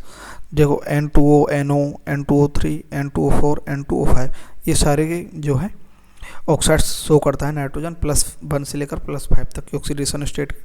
तो देखो N2O में जो है ऑक्सीडेशन स्टेट नाइट्रोजन के +1 है, NO में +2 है, N2O3 में +3 है, N2O4 में +4 है, N2O5 में +5 है। तो +1 और +2 ऑक्सीडेशन वाले जो नाइट्रोजन है वे न्यूट्रल होते हैं, और बाकी के जो है +3, +4, +5 वाले एसिडिक होते हैं। In case of nitrogen +1 to +4 all oxidation state have tendency to disproportionate. जैसे ये नाइट्रोजन +3 में तो डिस्प्रोपोर्शनेट होकर +2 और +5 में टूटेगा। ये HNO2 क्या है, अनस्टेबल है, तो NO +2 स्टेट में और HNO3 ये +5 स्टेट में ये स्टेबल है, तो ये डिस्प्रोपोर्शनेट हो जाता है। नेक्स्ट देखते हैं, जो P है phosphorus also disproportionate into -3 and +5। Nitrogen किस में डिस्प्रोपोर्शनेट होता है? +2 एंड +5। ठीक है, +3 किस में जाता है? +2 एंड +5 में जाता है, लेकिन फॉस्फोरस किस में जाता है? -3 एंड +5 में जाता है। जैसे H3PO2 है, ये का हाइपोफॉस्फोरस एसिड है, हाइपोफॉस्फोरस एसिड है H3PO2, इसमें फॉस्फोरस +1 में, तो ये किस में जाएगा? -3 एंड +5 में, तो -3PH3। और H2PO4 ये क्या फॉस्फोरिक एसिड है, H2PO4 फॉस्फोरिक +5 में चला गया। दूसरा H3PO3 ये क्या है? फॉस्फोरस है। H3PO2 ऑक्सीजन के 2 मॉलिक्यूल हैं यहाँ, तो ये क्या है? और +1 ऑक्सीडेशन स्टेट में फॉस्फोरस, तो हाइपोफॉस्फोरस है। H3PO3 3 मॉलिक्यूल हैं यहाँ ऑक्सीजन के, तो क्या हाइपो नहीं है, हाइपो हट जाएगा यहाँ से, तो ये क्या हो जाएगा? फॉस्फोरस एसिड है। ठीक है, फॉस्फोरस एसिड है। इसको ये +3 स्टेट में, तो इसको हीट करने पर ये क्या -3 और +5 में जाएगा, तो वही फॉस्फोरिक एसिड बना देगा H2PO4। ये जो है एसिड है। नेक्स्ट चलते हैं, केमिकल रिएक्टिविटी देखते हैं 15th ग्रुप की। हाइड्रोजन के साथ E+H2 बनेगा तो EH3 हाइड्राइड बनाएगा, जैसे NH3। नाइट्रोजन हाइड्राइड, इसे अमोनिया बोलते हैं। Phosphorus hydride, arsenic hydride, Sp hydride, Bi hydride, ये हाइड्राइड बनाते हैं हाइड्रोजन के साथ। ऑक्सीजन के साथ क्या ऑक्साइड बनाएंगे, जैसे E+O2, तो E2O3, E2O5 ये क्या है? ऑक्साइड्स हैं। E+3 और +5 ऑक्सीडेशन स्टेट में जाते हैं ऑक्साइड्स, तो सीधी सी बात है। E2O5 जो है ये +5 ऑक्सीडेशन स्टेट है, और E2O3 ये क्या +3 ऑक्सीडेशन स्टेट है। तो E2O5 जो है +5 हायर ऑक्सीडेशन स्टेट जो होती है वह मोर एसिडिक होती है, ज़्यादा एसिडिक होती है। Oxides of nitrogen and phosphorus क्या होते हैं? एसिडिक होते हैं, लेकिन Bi जो है इसमें जो है ये थोड़ा आयनिक character and metallic character show करता है, क्योंकि टॉप टू बॉटम जाने पर मेटेलिक कैरेक्टर इंक्रीज होता है, तो ये बेसिक नेचर शो करता है। और आर्सेनिक और Sb जो है एम्फोटेरिक होते हैं, और हमने एम्फोटेरिक वाली एक ट्रिक देखी थी, उसमें ये आ रहे हैं, उस कारण से क्या ये एम्फोटेरिक होते हैं। तो नाइट्रोजन और फास्फोरस के जो ऑक्साइड्स होते हैं वो एसिडिक होते हैं। कौन सा ज़्यादा एसिडिक होता है? जो +5 ऑक्सीडेशन स्टेट में है वह ज़्यादा एसिडिक होता है, ये बात याद रखने की है। नाइट्रोजन और फास्फोरस एसिडिक, आर्सेनिक और Sp एम्फोटेरिक, और Bi जो है बिस्मिथ बेसिक होता है। अगर रिएक्शन करवाते हैं हेलोजन के साथ E+X2, तो क्या बनता है? EX3 और EX5 बनता है। ठीक है, यानी कि जैसे NCl3 या फिर PCl3 और PCl5 ये बनते हैं, +3 और +5 ऑक्सीडेशन स्टेट में जाते हैं। तो EX5 यहाँ +5 ऑक्सीडेशन होगी और यहाँ +3, तो कोवेलेंट नेचर कैसी होगी, +5 ऑक्सीडेशन स्टेट वाले कैटायन की होगी, क्योंकि जो प्लस चार्ज ज़्यादा रखेगा, स्मॉल साइज होगा, तो कोवेलेंट कैरेक्टर बढ़ेगा। फजान रूल्स हमने देख लिया था थोड़ा सा उसका। NX5 do not exist, NX5 do not exist due to absence of vacant D orbital. Vacant D orbital के कारण NX5 जो है एग्जिस्ट नहीं करता। Among NX3 only NF3 is stable, और जो NX3 भी है उनमें भी, यानी कि NX3 का मतलब NF3, NCl3, NBr3, Ni3, ये जो हैं इनमें केवल NF3 जो है वही स्टेबल है। नाइट्रोजन फ्लोराइड जो है NF3 जो है यही स्टेबल है, ये बात याद रखनी है। बाकी NCl3, NBr3, Ni3 जो है अनस्टेबल एंड एक्सप्लोसिव हैं, यानी कि विस्फोटक हैं, ठीक है। NF3 स्टेबल है और NX5 जो है वो एग्जिस्ट नहीं करता है। रिएक्शन विद मेटल, मेटल के साथ रिएक्शन करवाते हैं 15th ग्रुप की, तो देखो क्या फॉर्म करता है, नाइट्राइड, फॉस्फाइड, आर्सेनाइड, एंटीमोनाइड, ये जो है मेटल के साथ रिएक्ट करेंगे तो ये क्या -3 ऑक्सीडेशन स्टेट में जाएंगे, और ये इस प्रकार से बनाते हैं ये सारे मेटल का साथ रिएक्शन करके। जैसे मैग्नीशियम के साथ अगर N3 नेगेटिव की रिएक्शन करवाते हैं तो Mg3N2 बनता है, ये मैग्नीशियम नाइट्राइड है। अगर Mg+2 की रिएक्शन अगर हम P3 नेगेटिव से करवाएंगे तो Mg3P2, ये क्या बनेगा, मैग्नीशियम फॉस्फाइड बनेगा। तो ये इस प्रकार से बनते हैं मेटल के साथ, ठीक है। नेक्स्ट चलते हैं ग्रुप 16 में आते हैं। ये ऑक्सीजन फैमिली बोलते हैं या फिर चाल्कोजेंस भी बोलते हैं इनको, ग्रुप 16 को। इसका जनरल जो है इलेक्ट्रॉनिक कॉन्फ़िगरेशन जो होता है वो NH2NP4 होता है, ठीक है। तो इसकी जो कॉमन ऑक्सीडेशन स्टेट एक तो +4 होगी लोअर ऑक्सीडेशन स्टेट, और ग्रुप ऑक्सीडेशन स्टेट +6 होगी, तो +4 +6 होती है। सीधी सी बात है, लोअर ऑक्सीडेशन स्टेट जो है इंक्रीज होती है, डाउन द ग्रुप जाएंगे, टॉप टू बॉटम जाएंगे, तो और +6 जो है डिक्रीज होती है, टॉप टू बॉटम जाएंगे। तो देखते हैं ऑक्सीजन की जो हाई इलेक्ट्रोनेगेटिविटी होती है, इस कारण से ये केवल -2 ऑक्सीडेशन स्टेट शो करता है, ऑक्सीजन केवल -2, but with fluorine it can show +2 oxidation, लेकिन फ्लोरीन के साथ +2 और +1 ऑक्सीडेशन शो करता है, जैसे OF2 और O2F2। O2F2 क्या है, फ्लोरीनेटिंग एजेंट होता है O2F2, ठीक है। तो +2 ऑक्सीडेशन स्टेट ऑक्सीजन कब शो करता है, फ्लोरीन के साथ, बाकी ये -2 ऑक्सीडेशन स्टेट शो करता है क्योंकि ये इलेक्ट्रॉन नेगेटिव है। नेक्स्ट चलते हैं,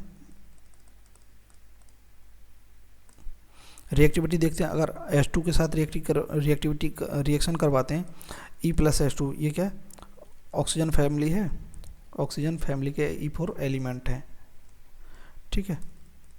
तो H2E बनाता है, ये H2E जैसे कंपाउंड बनेगा, जैसे H2O, H2S, H2Se, H2Te बनेगा।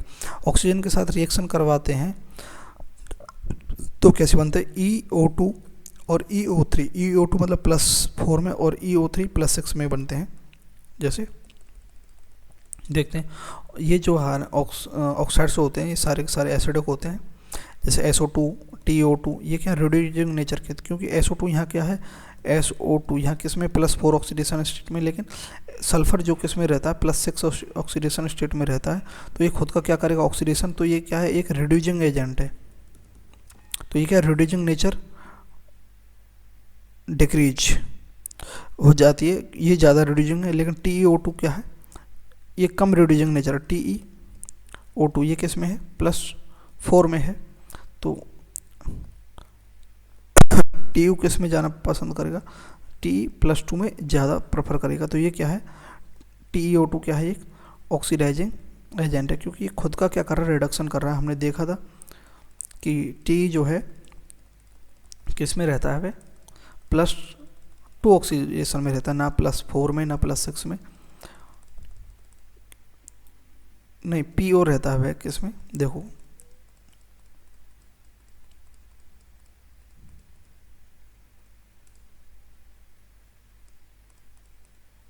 देखो ये रहा, टी किस में रहता है, +2 में रहता है, ना +6 में ना +4 में रहता है, ठीक है। तो ये हमने देख रखा है पहले। तो इस कारण से जो है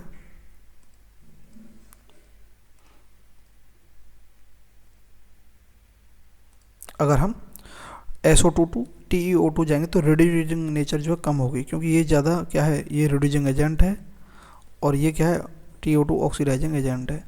क्यों है हमने समझ लिया है, क्योंकि इसमें जो है सल्फर जो है +6 में रहना पसंद करा और टी जो किस में +2 में रहना पसंद करता है, ना +4 में ना +6 में, ठीक है। इनफैक्ट TeO2 क्या है, एक ऑक्सीडाइजिंग एजेंट है, जो हमने देख लिया है, ठीक है। नेक्स्ट चलते हैं। अगर हम हेलोजन के साथ रिएक्शन करवाते हैं ऑक्सीजन फैमिली की, तो देखो EX2 तो क्या बनता है, E + X2 के साथ EX2 बनता है, EX4 बनता है, EX6 बनता है, तो +2 ऑक्सीडेशन +4 +6 ऑक्सीडेशन स्टेट बनती है 2, ठीक है, 2 4 6 बनती है। Amongst EX6 only EF6 are stable. जो EX6 बनेंगे यानी कि जो भी हेक्सा हैलाइड बनेंगे ऑक्सीजन फैमिली के, जैसे सल्फर हेक्सा हैलाइड, उसमें केवल जो है HCl6 स्टेबल नहीं है, SF6 स्टेबल है। केवल फ्लोरीन के जो है हैलाइड जो है वो स्टेबल रहेंगे। जैसे EX4 जो है ये सीसो नेचर बनाता है, और जैसे हम देखते हैं SF4 है, ये है, तो इसमें क्या है, ये जो है 4 सिग्मा बॉन्ड बनाते हैं। तो ये कैसी स्ट्रक्चर से वो करते हैं, सीसा कैसे होता है, देखो ऐसी स्ट्रक्चर से वो करते हैं, स्ट्रक्चर बना देते हैं। और sp3 हाइब्रिडाइजेशन ये इस प्रकार से, ये S है और यहाँ फ्लोरीन लगे हुए हैं, 2B को अल्टरनेट उसमें लगा देते हैं, तो ये सीसो है, ये ऐसे, और एक ये बाहर को है और ये अंदर को है, ठीक है। इस प्रकार से बनती है ये सीसो स्ट्रक्चर, SF4 जैसे हो गया, ठीक है। Some monohalides also exist in dimeric form. जो ऑक्सीजन फैमिली के जो मोनोहैलाइड्स जैसे SF और +SF मिलकर क्या बनाते हैं, H2F2 बनाते हैं। ये जो मोनोहैलाइड है ये डायमेरिक फॉर्म में एग्जिस्ट करते हैं, जैसे H2F2, H2Cl2, H2Br2, Fe2Cl2, Fe2Br2, ये जो है मोनोहैलाइड्स होते हैं, ये डाइमर के फॉर्म में एग्जिस्ट करते हैं। ग्रुप 17 देखते हैं, हेलोजन फैमिली है, NH2NP5, इसका आउटरमोस्ट इलेक्ट्रॉनिक कॉन्फ़िगरेशन है। तो most common oxidation state for all halogen क्या है, -1 मोस्ट कॉमन है। फ्लोरीन ऑलवेज शो -1 ऑक्सीडेशन, ये बात याद रखनी है, फ्लोरीन हमेशा। लेकिन क्लोरीन, ब्रोमीन और iodine can also show plus oxidation state in their oxides and interhalogen. तो किसमें, एक तो ऑक्साइड्स में और इंटर हेलोजन्स के अंदर क्लोरीन, ब्रोमीन और आयोडीन जो है प्लस ऑक्सीडेशन स्टेट भी शो कर सकते हैं, जैसे ClO3, ClO2। तो ClO3 में यहाँ +6 ऑक्सीडेशन होगी क्लोरीन की, यहाँ +4 ऑक्सीडेशन होगी क्लोरीन की। IF3 इसमें +3 I की होगी, ClF3 इसमें +3 Cl को। तो ये तो क्या है, इंटर हेलोजन्स हो गए, इंटर हेलोजन्स हो गए, और ये क्या है, ऑक्साइड्स हो गए। तो ऑक्साइड्स और इंटर हेलोजन्स के अंदर जो है ग्रुप 17 जो है हेलोजन ग्रुप के जो एलिमेंट हैं वो क्या है, पॉजिटिव ऑक्सीडेशन स्टेट भी शो करते हैं, ठीक है। नेक्स्ट चलते हैं।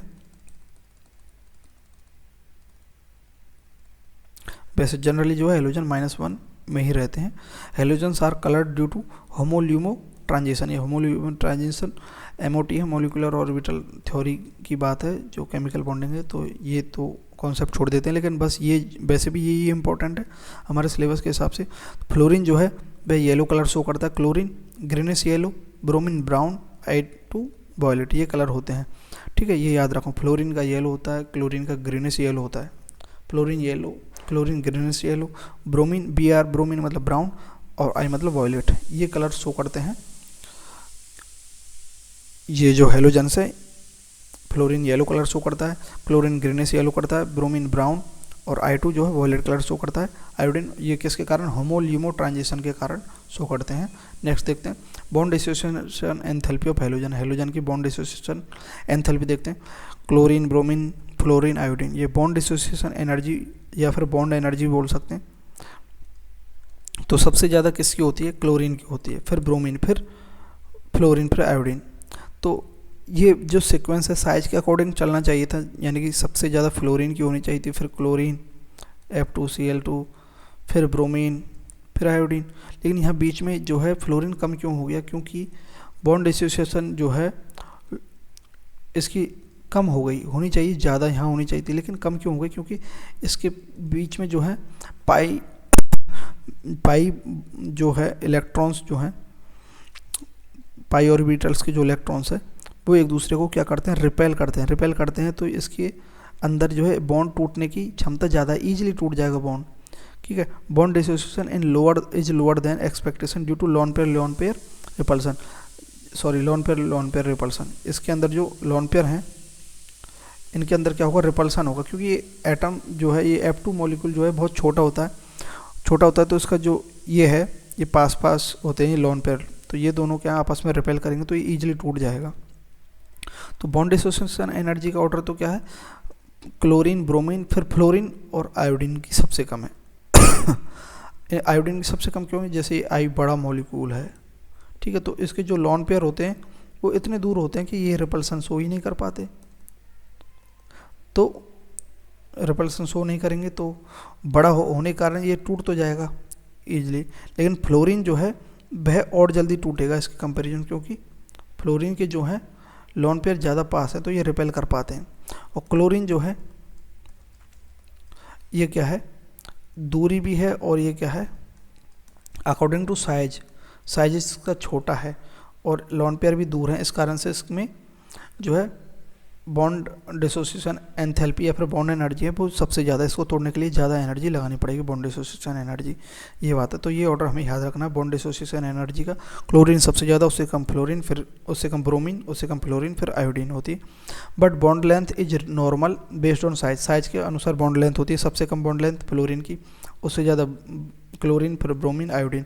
तो बॉन्ड लेंथ के हिसाब से देखें तो जो है बॉन्ड डिसोसिएशन एनर्जी जो है किसकी ज़्यादा होनी चाहिए थी? इसकी, क्यों? बॉन्ड लेंथ कम है तो ज़्यादा एनर्जी लगानी पड़ेगी?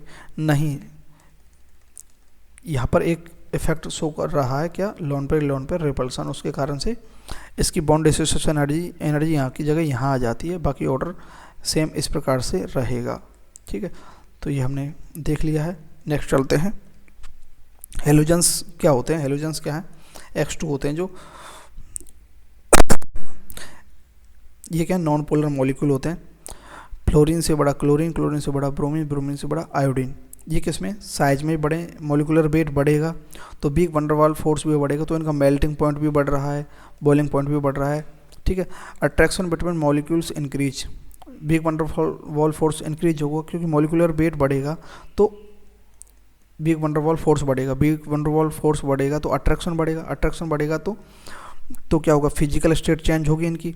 ये गैसियस है, ये भी गैसियस है, ये लिक्विड है, ये सॉलिड है, क्यों? इनके बीच में अट्रैक्शन बढ़ेगा तो फिजिकल स्टेट चेंज होगी, गैस से लिक्विड, लिक्विड से सॉलिड। तो फ्लोरीन और Cl2 ये क्या गैस है, Br2 क्या लिक्विड है, और I2 क्या सॉलिड है।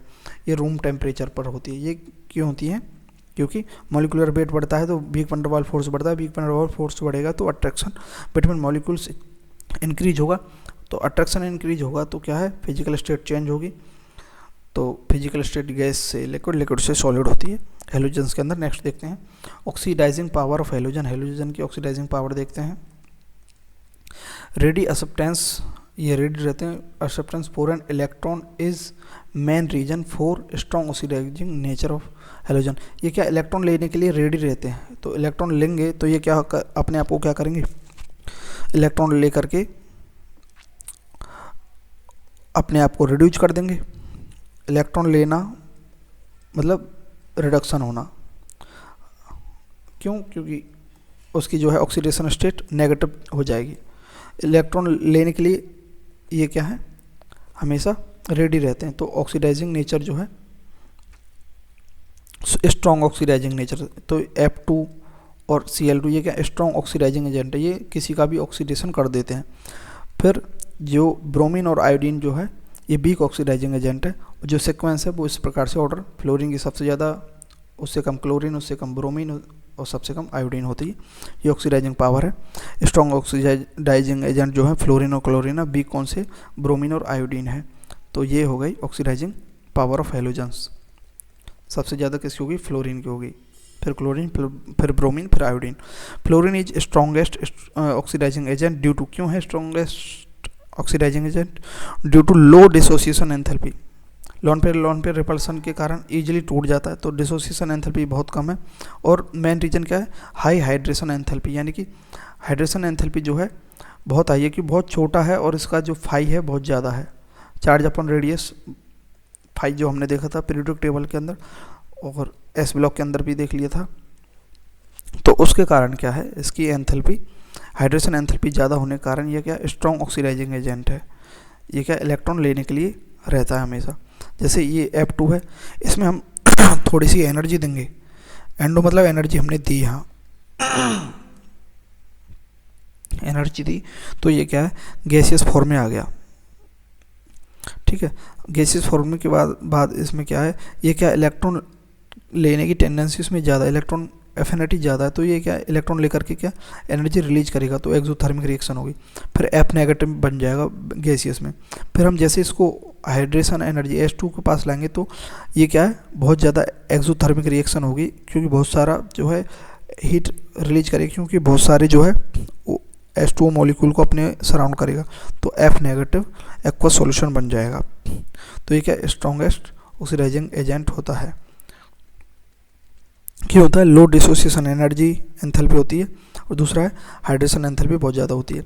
Halogens are strong oxidising agent, can oxidise halides of higher atomic number, even in solid state के अंदर भी जो है हायर एटॉमिक नंबर जो होते हैं उनको भी उनके भी जो हैलाइड्स होते हैं उनको भी ऑक्सीडाइज कर देता है। जैसे सबसे ज़्यादा ये सीक्वेंस है ये ऑक्सीडाइजिंग पावर का, फ्लोरीन प्लस X नेगेटिव, ये क्या है हैलाइड्स है किसी का भी, तो ये क्या करेगा, इससे इलेक्ट्रॉन लेगा और इसको क्या कर देगा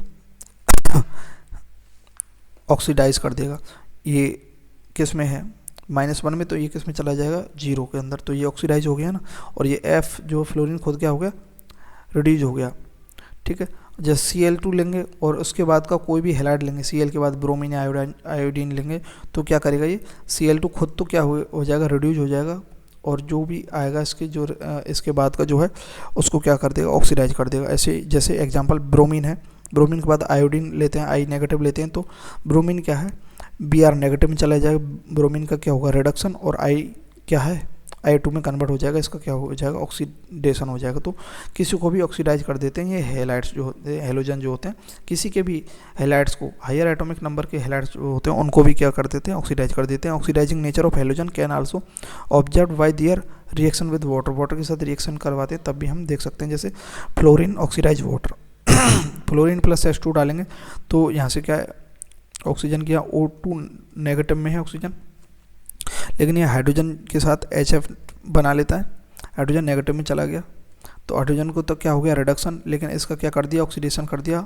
ऑक्सीजन किस में चला गया O2 0 ऑक्सीडेशन स्टेट में चला गया, तो ये क्या कर दिया वाटर का क्या कर दिया ऑक्सीडाइज कर दिया, फ्लोरीन ऑक्सीडाइज वाटर। ठीक है, और जैसे यहाँ देखते हैं chlorine bromine disproportionate into water and give hydrohalides and hypohalous acid देता है। जैसे क्लोरीन प्लस H2 देंगे तो HCl प्लस HOCl देगा, HCl क्या हाइड्रोक्लोरिक एसिड है और HOCl क्या हाइपोक्लोरस एसिड है।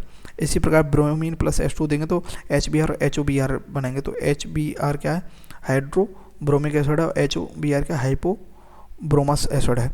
ठीक है, I2H2 के साथ कोई भी रिएक्शन नहीं करता, क्योंकि reaction of I2 with water is non spontaneous, लेकिन रिएक्शन विद O2 ऑक्सीजन के साथ रिएक्शन करवाते हैं तो क्या हुआ O2 नेगेटिव और I2 बना देगा, क्योंकि ये क्या स्पॉन्टेनियस रिएक्शन होती है। ठीक है, ये याद रखना है, I नेगेटिव O2 के साथ रिएक्शन कर सकता है, क्योंकि I जो है I नेगेटिव का क्या हो जाएगा खुद का क्या होगा रिडक्शन हो जाएगा, और O2 का क्या हो जाएगा नहीं खुद का क्या होगा I2 का क्या होगा ऑक्सीडेशन हो जाएगा, और ऑक्सीजन का क्या हो जाएगा रिडक्शन हो जाएगा। नेक्स्ट चलते हैं, रिएक्शन देखते हैं हेलोजन्स की H2 के साथ H2 के साथ रिएक्शन करते हैं हाइड्रोजन के साथ, E प्लस H2 करेंगे तो H ही बनेगा, जैसे HF HCl HBr HI ये बनता है। अगर हम किसी को भी F प्लस H के साथ रिएक्शन करवाते हैं F प्लस H2 तो क्या बनेगा HF, इस प्रकार से ये बनता है। F2 प्लस H2, ठीक है, तब बनेगा 2HF, ये बनता है राइट रिएक्शन। तो ये रिएक्शन हाइड्रोजन के साथ क्या बनाते हैं, He बनाते हैं, और ऑक्सीजन के साथ मोस्ट ऑफ देम अनस्टेबल, सारे के सारे जो ऑक्सीजन के साथ अगर रिएक्शन करते हैं तो सारे के सारे अनस्टेबल होते हैं मोस्ट ऑफ देम।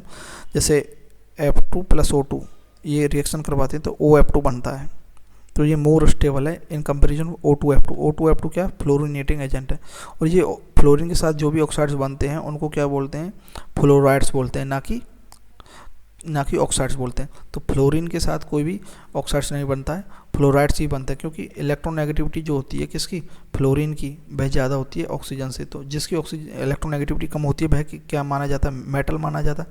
तो मेटल को पहले बोला जाता है और नॉन मेटल को बाद में। तो ये क्या है, पहले लगता है ऑक्सीजन, फिर क्या लगता है, फ्लोरीन, तो उस कारण से ये क्या है, फ्लोराइड्स है।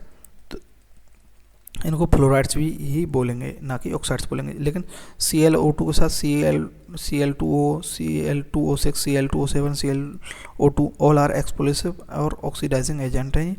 और BrO2, BrO3, Br2O, BrO2 ये लीस्ट स्टेबल है इन कंपेरिजन ऑफ इसके में और भी कम स्टेबल है। वैसे तो ये सारे अनस्टेबल है। I02, I2O5, I2O4, I2O7 ये सॉलिड है और इनसॉल्युबल है। आयोडीन के जो ऑक्साइड्स हैं सॉल्युबल होते हैं, इनसॉल्युबल होते हैं और सॉलिड होते हैं। I2O5 use in estimation of CO2, CO के जो पॉल्यूशन की जांच करने के लिए क्या I2O5 का यूज किया जाता है, I2O5 का यूज किया जाता है इन estimation of CO, carbon monoxide के एस्टिमेशन के लिए, ठीक है। नेक्स्ट देखते हैं रिएक्शन विद हेलोजन। हेलोजन की रिएक्शन हेलोजन के साथ करवाते हैं तो क्या बनता है, इंटर हेलोजन बनता है। जैसे एक तो X क्या लेंगे हम, लार्ज साइज, और X डैश क्या स्मॉल साइज। जैसे X और X डैश, तो यहाँ +1 ऑक्सीडेशन स्टेट है तो लीनियर बनेगा। जैसे ICl ये लार्ज साइज में, ये स्मॉल साइज में, ठीक है। तो ये किस में जाएगा, +1 में, I बड़ा जो है, और Cl जो है नेगेटिव में जाएगा। इसी प्रकार से X-3 ये बैंड फॉर्म बनेगा। जैसे लार्ज Cl है और फ्लोरीन और ये फ्लोरीन, ये बैंड फॉर्म बनेगा BrF3। तो ये जो है फर्स्ट वाला जो है हेलोजन जो है बड़ा होना चाहिए, उसके बाद का छोटा होना चाहिए। ये बड़ा है, ये छोटा है, तब ये बनता है, ठीक है। ClF3, BrF3।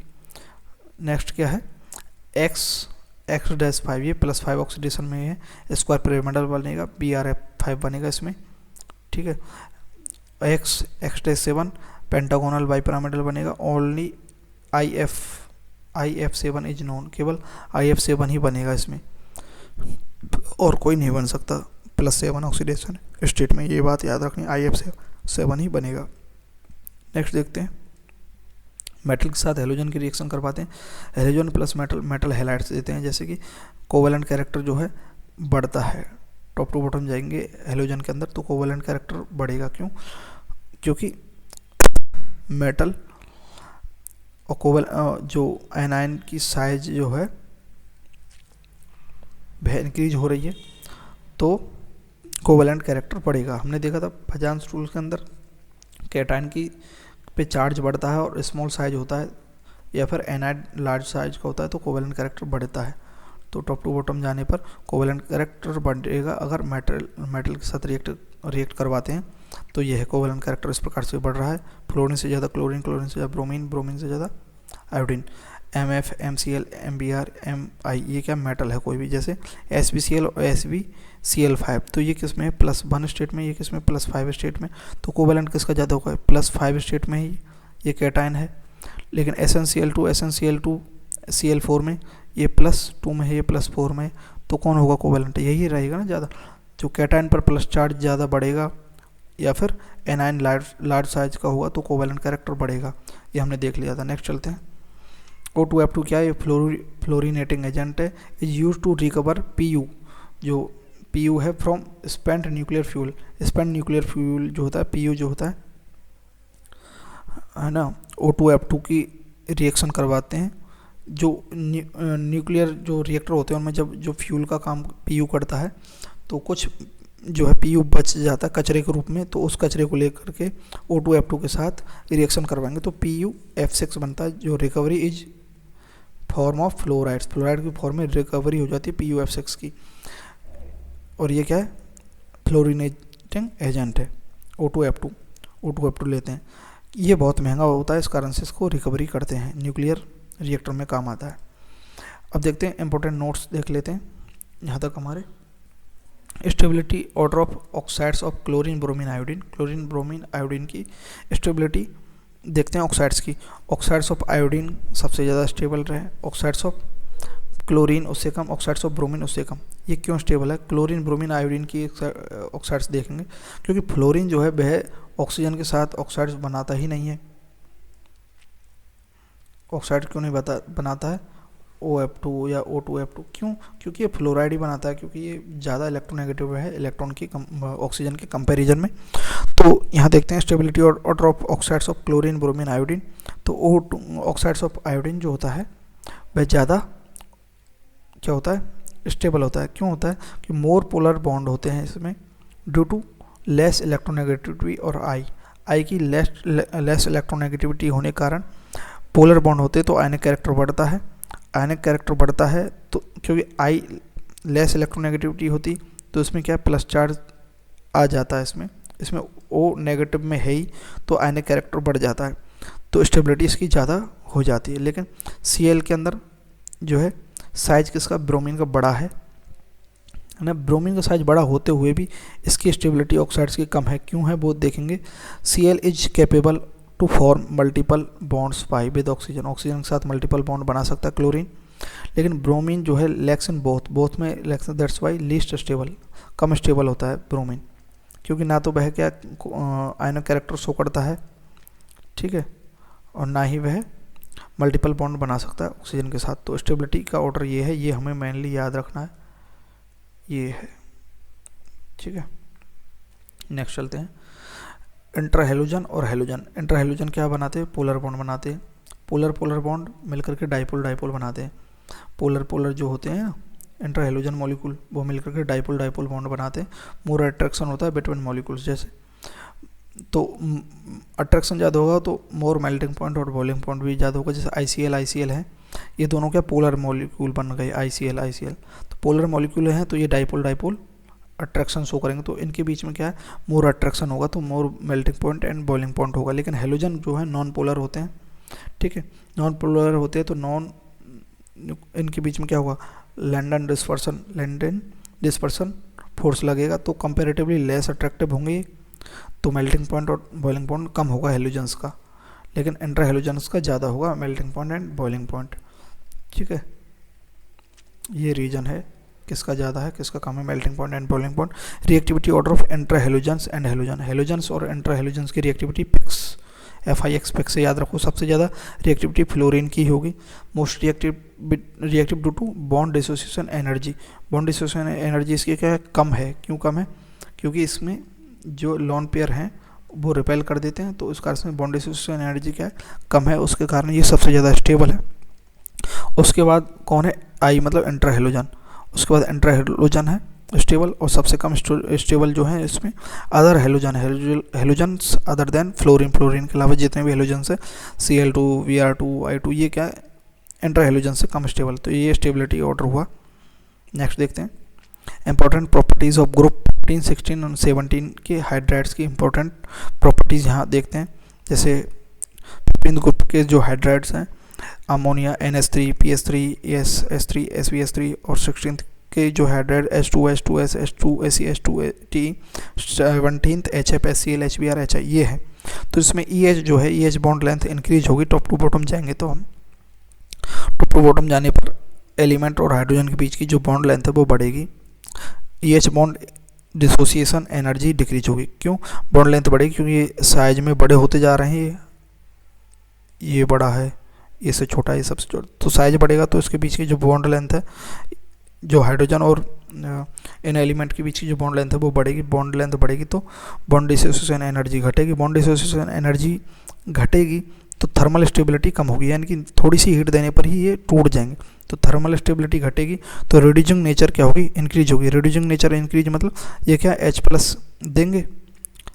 H+ देंगे तो ये खुद का क्या करेंगे रिडक्शन, तो ये रिड्यूसिंग नेचर खुद ही रिड्यूज हो रहे हैं तो रिड्यूसिंग नेचर घटेगी। ये क्या करेंगे ऑक्सीडाइजिंग नेचर इंक्रीज हो रही है, ये ऑक्सीडाइजिंग एजेंट बन रहे हैं तो बॉन्ड लेंथ इंक्रीज होगी तो हाइड्रोजन रिमूवल ईजी तो ऑक्सीडेशन होगा, हाइड्रोजन रिमूव होगा तो ऑक्सीडेशन होगा, तो रिड्यूसिंग नेचर क्या होगी, बढ़ेगी। टॉप टू बॉटम जाने पर रिड्यूसिंग नेचर बढ़ेगी, क्योंकि ये खुद रिड्यूज ना होकर के क्या करेंगे, ऑक्सीडेशन करेंगे, तो रिड्यूसिंग नेचर जो है बढ़ेगी, ये रिड्यूज कर पाएंगे यहाँ से H+, तो ये क्या है, रिड्यूसिंग नेचर है इसकी, यानी कि लेकिन H+ donation tendency in aqueous medium increase, ठीक है, यहाँ H+ की डोनेशन टेंडेंसी जो है एक्वस मीडियम में इंक्रीज होगी, एसिडिक नेचर भी इंक्रीज होगा, तो टॉप टू बॉटम जाने पर एसिडिक नेचर जो है इंक्रीज होगा, क्योंकि ये इजीली H+ देंगे ये, ठीक है, और P के वैल्यू डिक्रीज होगी, ठीक है। बॉन्ड एंगल जो है 15 और 16 का साइज, जो सेंट्रल एटम की साइज अगर बढ़ती है टॉप टू बॉटम जाने पर, सेंट्रल एटम की साइज बढ़ेगी तो क्या होगा, थीटा जो एंगल वह है घटेगा, तो बॉन्ड एंगल जो है इनके बीच में घट जाएगा, साइज बढ़ेगा। तो जैसे कोई छोटा साइज है तो ये 3 है तो ये बिल्कुल दूर दूर रहेंगे, लेकिन बड़ा साइज है तो इसमें आराम से पास भी रह सकते हैं, तो बॉन्ड एंगल क्या है, घटेगा, ठीक है।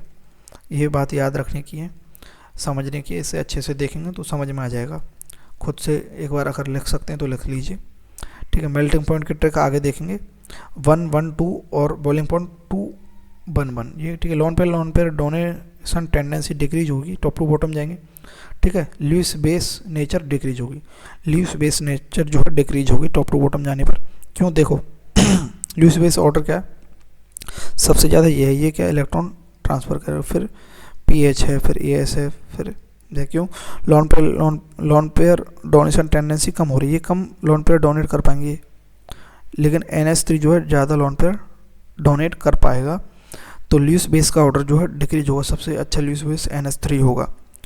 Melting point and boiling point देखते हैं इनके हाइड्राइड्स के, 15 16 एंड 17th ग्रुप के हाइड्राइड्स के। Due to presence of hydrogen bonding in HF and NH3 and H2 molecules, extra attraction develop between them, hence melting point and boiling point values are greater than expectation।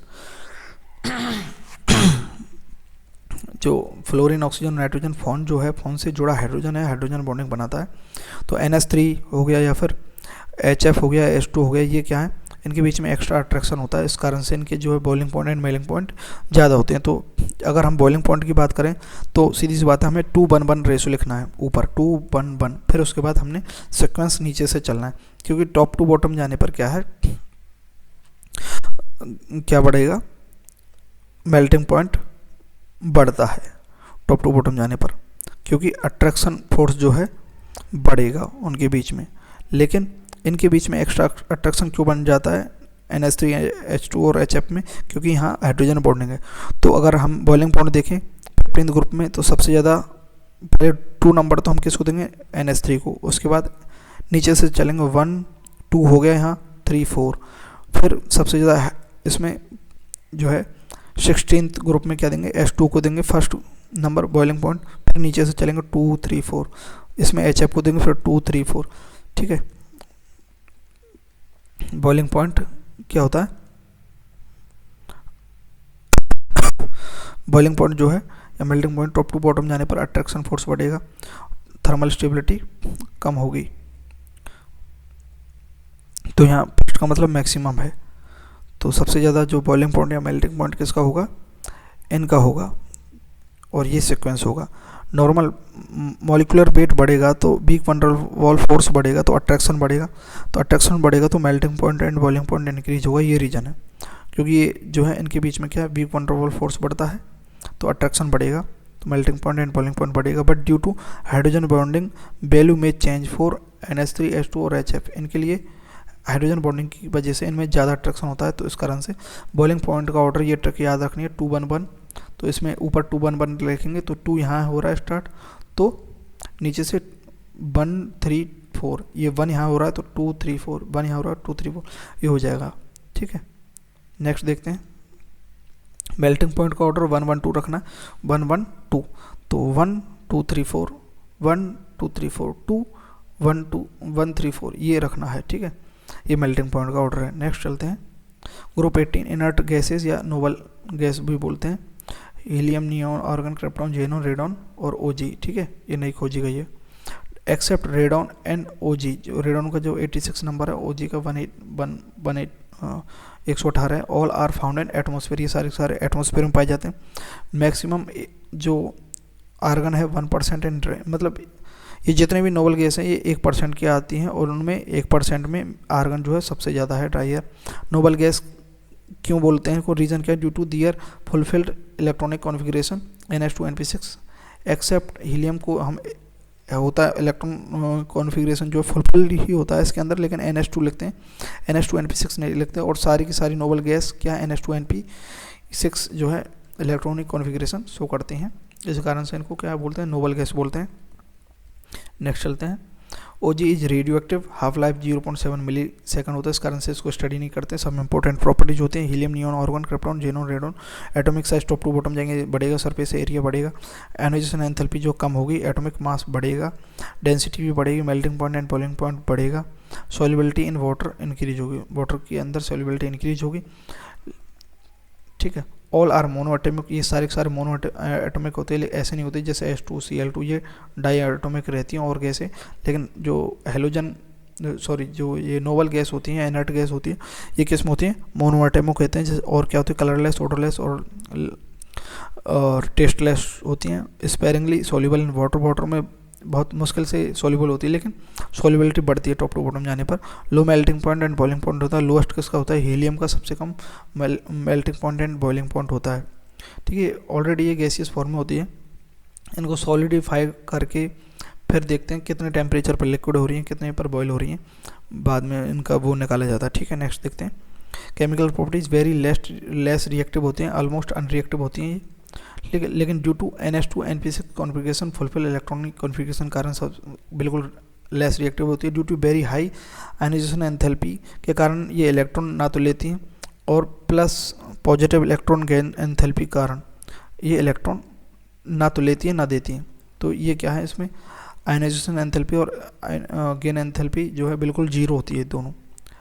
IE equal to ionisation gain enthalpy equal to zero होती है लगभग, ना electron लेते हैं ना देते हैं, उस कारण से क्या है, ये क्या वेरी लेस रिएक्टिव होती है।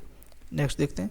लेकिन 1962 में इन 1962 first compound of inert gas was prepared, जो क्या था, XCPTF6 ये था। इसको बार्टलेट कंपाउंड भी बोलते हैं, बार्टलेट कंपाउंड बोलते हैं। रेड कलर का कंपाउंड है, ये कैसे खोजा गया, XCPTF6। XCPTF6 जो कंपाउंड है ये क्या बोला जाता है, Bartlett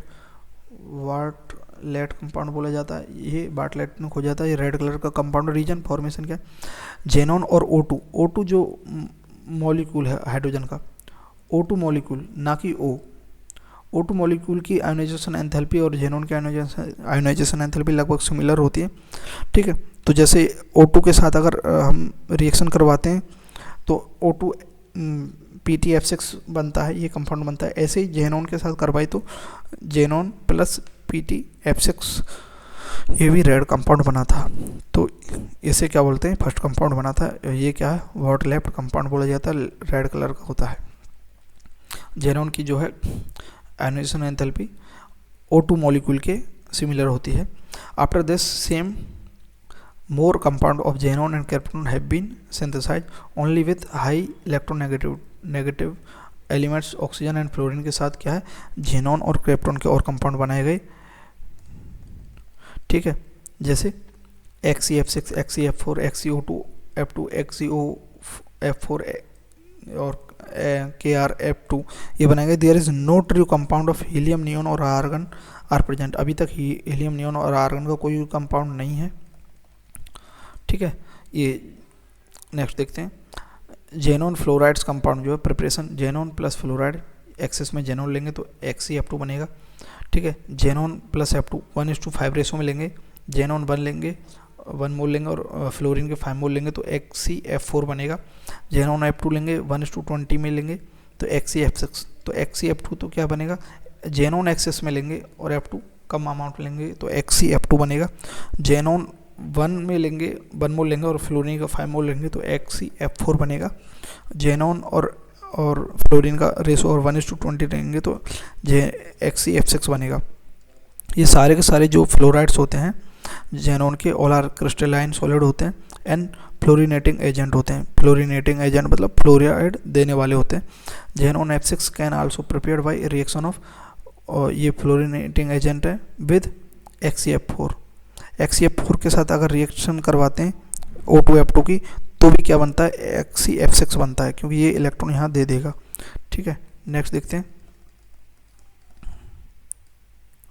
hydrolysis of xenon fluoride. Xenon fluoride का हाइड्रोलाइसिस करवाते हैं वाटर के साथ तो क्या होता है, जेनॉन बनता है HF और O2 बनता है। XeF4 के साथ करवाते हैं तो प्लस H2 तो XeO3 बनता है, जेनॉन बनता है HF और O2 बनता है।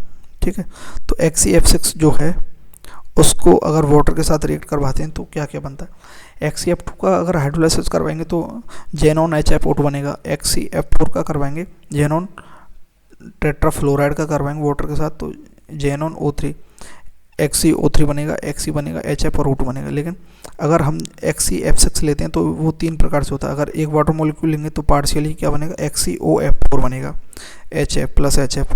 पार्शियली 2H2 मॉलिक्यूल लेंगे तो पार्शियली XeO2F2 बनेगा प्लस HF। सीधी सी बात है, Xe को प्लस ऑक्सीडेशन स्टेट में रखना है और जितने वाटर मॉलिक्यूल हैं उतने ऑक्सीजन जोड़ दो। जैसे एक लेंगे तो यहाँ पर XeOF4 तो यहाँ 2 4 6 हो जाएगा। ठीक है, 4 जो फ्लोरीन जोड़ देंगे, यहाँ जो है 2 मॉलिक्यूल लेंगे तो 2 O2 तो यहाँ 2 ही फ्लोरीन जोड़ देंगे, तब जाकर यहाँ ऑक्सीडेशन स्टेट +6 रहेगी, प्लस HF बना दो। कंप्लीटली 3 लेंगे तो 3 में क्या है, यहाँ कंप्लीट हो जाएगी, XeO3 बना देगा, प्लस HF बनेगा। Xe +6 में रहेगा, HF कॉमन है। प्रोडक्ट में Xe के साथ उतना ऑक्सीजन जितना वाटर लिया, उतना ऑक्सीजन जितना वाटर लिया Xe में लगा दो प्रोडक्ट के साथ, ये बन जाएगा। ये रिएक्शन आप एक बार देख लीजिए अच्छे से, बस और कुछ नहीं है इसमें। नेक्स्ट चलते हैं fluorine exchange reaction. Fluorine exchange reaction क्या है, जैसे XeF2 है प्लस PF5 है तो PF5 जो है P ब्लॉक का एलिमेंट है, तो ये हमेशा P ब्लॉक के एलिमेंट को फ्लोरीन देगा। जेनॉन फ्लोराइड जेनॉन हैलाइड जो है तो ये फ्लोरीन देगा, तो जेनॉन F प्लस में चला जाएगा और PF6 जो है बन जाएगा। जेनॉन F4 और SbF5 तो ये भी क्या है, SB क्या P ब्लॉक का, तो इसके लिए इलेक्ट्रॉन फ्लोरीन जेनॉन फ्लोराइड देगा क्योंकि फ्लोरिनेटिंग एजेंट है। तो XeF3 यहाँ से फ्लोराइड गया तो XeF3 प्लस SbF6 बन जाएगा। लेकिन यह सीजियम S ब्लॉक एलिमेंट जो है उससे फ्लोराइड लेता है, बल्कि तो S ब्लॉक एलिमेंट का जो भी हैलाइड है वह फ्लोराइड देगा, तो XeF6 की जगह XeF7 नेगेटिव और CS प्लस में चला जाएगा। इस प्रकार से रूबिडियम ये भी क्या S ब्लॉक का, तो फ्लोराइड देगा तो XeF5 नेगेटिव और रूबिडियम प्लस। लेकिन Bi जो है P ब्लॉक का है तो ये क्या है, फ्लोरीन लेगा जेनॉन हैलाइड से, तो ये क्या है XeF बन जाएगा या Bi6 बन जाएगा। ठीक है, तो यहाँ लिख भी रखा है मैंने, xenon fluoride with P block, xenon fluoride with P block F negative donor. Xenon fluoride क्या है, P ब्लॉक के साथ फ्लोरीन को डोनेट करेगा, xenon fluoride with S block fluorine except करेगा, एक्सेप्टर होगा। नेक्स्ट देखते हैं यूजेस, देखते हैं आप, बस कंप्लीट हो गया। हीलियम क्या है, helium for filling balloons and air ships because it's lighter than air, non inflammable, safer than hydrogen. ये ज्वलनशील नहीं है, जलती नहीं है हाइड्रोजन की तरह।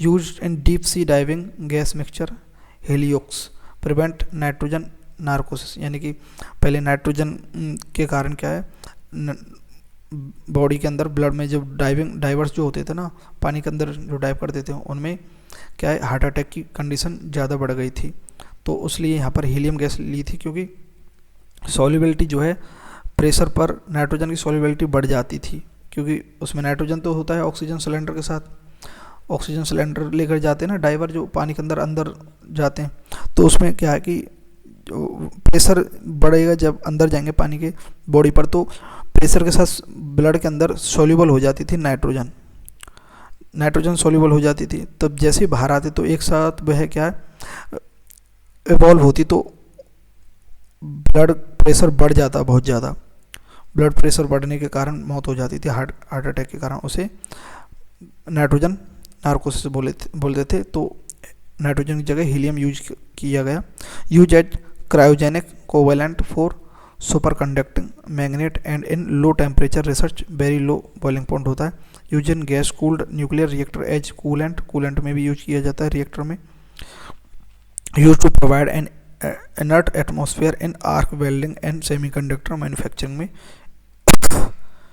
इनर्ट एटमॉस्फेयर प्रोवाइड किया जाता है। ये जनरली हम पढ़ लेंगे बस।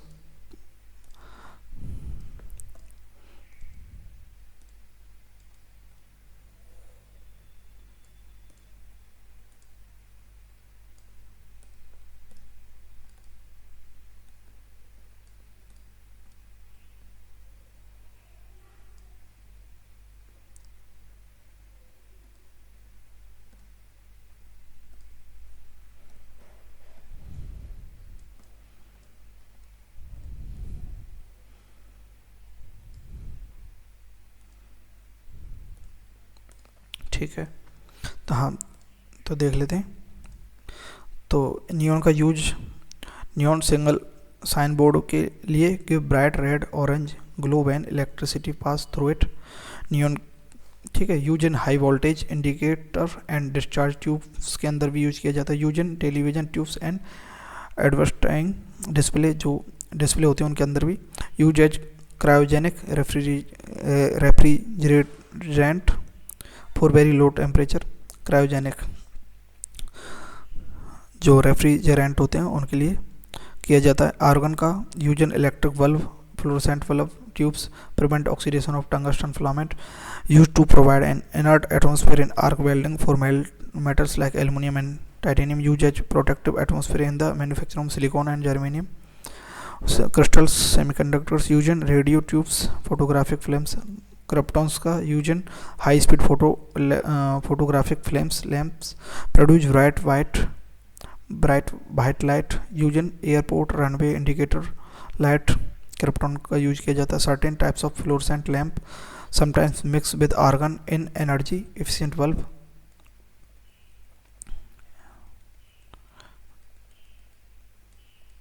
नेक्स्ट देखते हैं xenon. Use in high intensity discharge lamp, projectors, lighthouse and car and headlamps. Use in xenon flash lamp, stroboscopic lamps.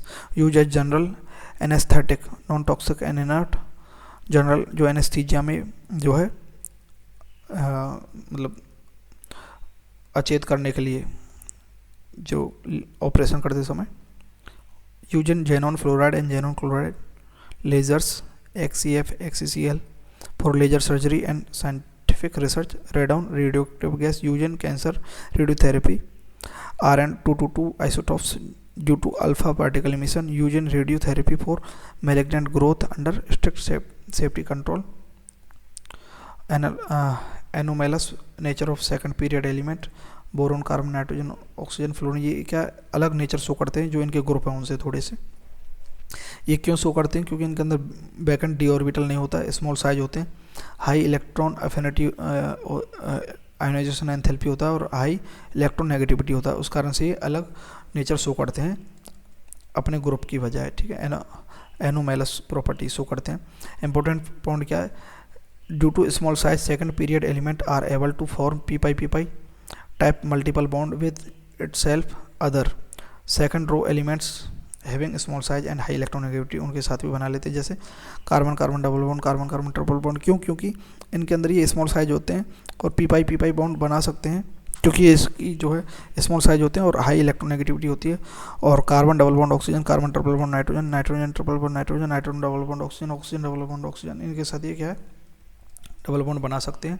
दूसरा पॉइंट क्या है? हैवियर मेटल मेंबर्स जो होते हैं थर्ड पीरियड के और या फिर उनसे बड़े भी जो फोर्थ फिफ्थ सिक्स जो भी पीरियड होते हैं उनके जो मेटल होते हैं can also form pi bond बना सकते हैं, लेकिन but they involving D orbital involve करते हैं ऑर्बिटल इन पाई बॉन्डिंग के अंदर। डी पाई पी पाई या डी पाई बना सकते हैं, जैसे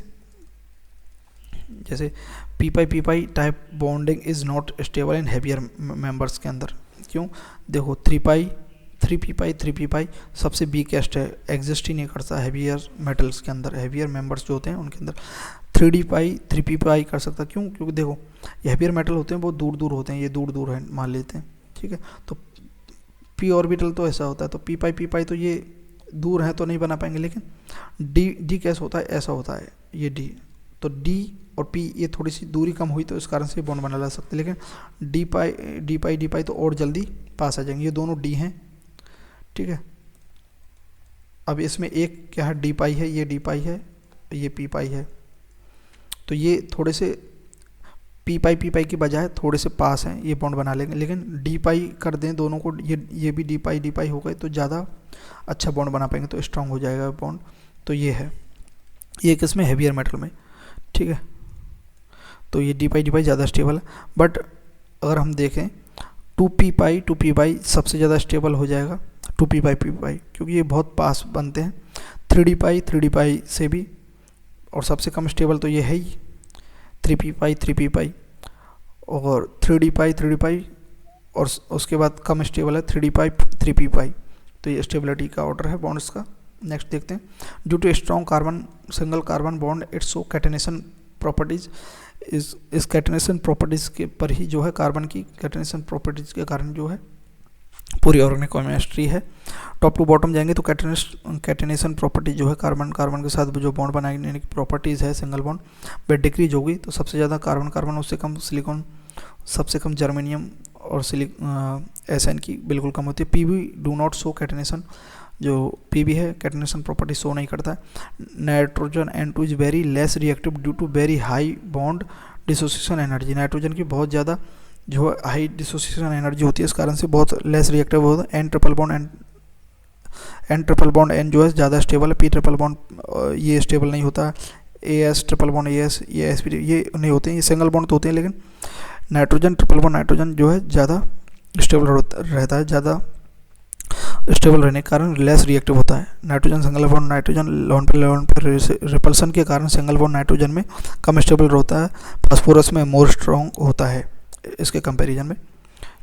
देखो यहाँ पर भी हमने आगे ही दिखा रखा है कैसे, चलो कोई एक ही बात है, यहाँ दिखाई दिया लोन पे रिपल्सन होगा ना, यहाँ छोटे साइज हैं तो ज़्यादा रिपल्सन होगा तो जल्दी टूट जाएगा, लेकिन यहाँ थोड़े ये बड़े साइज हैं तो दूर होते हैं इसमें लोन पेयर।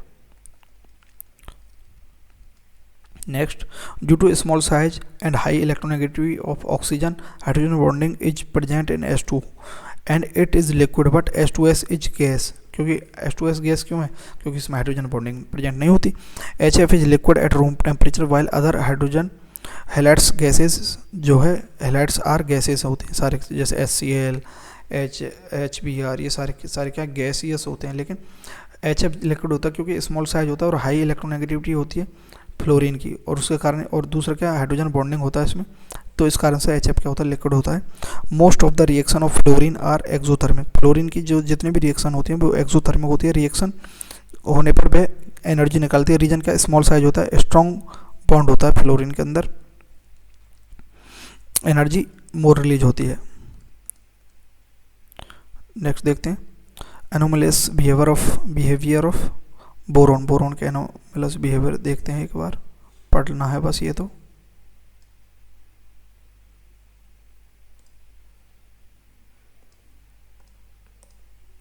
क्या है, boron is non metallic while other members aluminum, gallium and tellurium are metal. Boron form covalent compound, other form ionic compound. B2O3 is acidic while Al2 amphoteric. Boron does not form B+3 ion while others can form M+3 ions. ये हमने सारे देख लिया था। Boron show catenation form change, boron क्या catenation show कर सकता है, अदर नहीं कर सकते, ये इंपॉर्टेंट पॉइंट है। कार्बन कर सकता है और बोरोन भी कर सकता है, अदर जो है बोरोन के ग्रुप के अंदर कैटेनेशन शो नहीं कर सकते, ये एनोमलस बिहेवियर है। BF3 does not form complexes easily but AlF3 form complex such as AlF6 3 negative, ये कॉम्प्लेक्स बना सकता है। एनोमलस बिहेवियर ऑफ कार्बन के एनोमलस बिहेवियर अगर हम देखते हैं तो वो क्या है,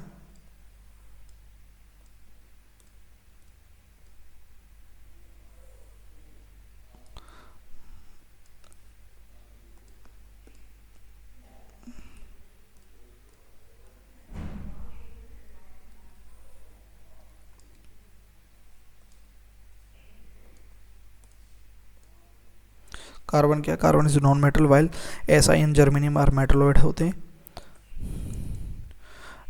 SN एंड PBr मेटल होते हैं। Carbon form strong multiple bond, carbon double bond, carbon carbon triple bond, other rarely do. Carbon show extensive catenation properties, others show much less. Carbon form allotropes, diamond, graphite and fullerenes, ये allotropes हैं। Carbon form only covalent compounds, other can form ionic compounds. Oxides of carbon CO and CO2 are neutral या acidic, ये CO क्या neutral है, neutral है, ये oxide क्या है, acidic है। while PO और SO can be amphoteric and basic, इस कारण से anomalous एनोमेलस प्रॉपर्टीज या बिहेवियर ऑफ कार्बन है ये जो हम पढ़ रहे हैं। नेक्स्ट देखते हैं anomalous behaviour of nitrogen.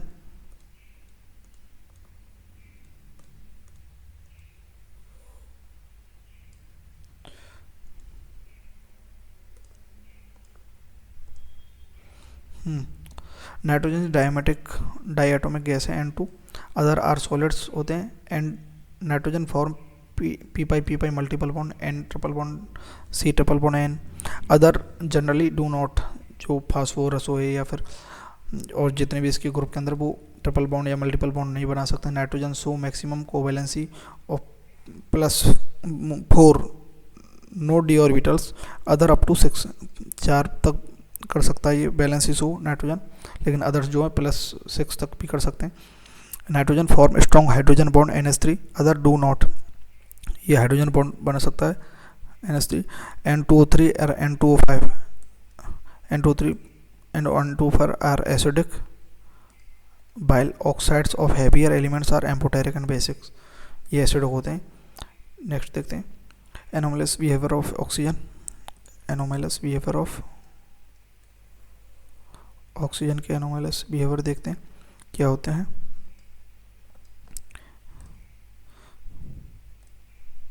Oxygen is a gas, other are solids, O2 so p multiple bonding, other do not। Oxygen form strong hydrogen bond H2O, other form weak or no hydrogen bonding। Oxygen so maximum covalency plus covalency of 2, no d orbital नहीं होने के कारण जो भी क्या है -2 में show करती है oxygen. Other can show up to +6 तक शो कर सकते हैं, ठीक है। ऑक्सीजन मैक्सिमम +2 तक कर सकती है। Oxygen form O2 and O3 ozone showing allotropy, allotrope होता है। एनोमेलस बिहेवियर ऑफ फ्लोरीन, वो देखते हैं ये क्या है। Fluorine is most electronegative and smallest atom. Fluorine show only 1 oxidation state जो है -1, अदर शो +1, +3, +5, +7।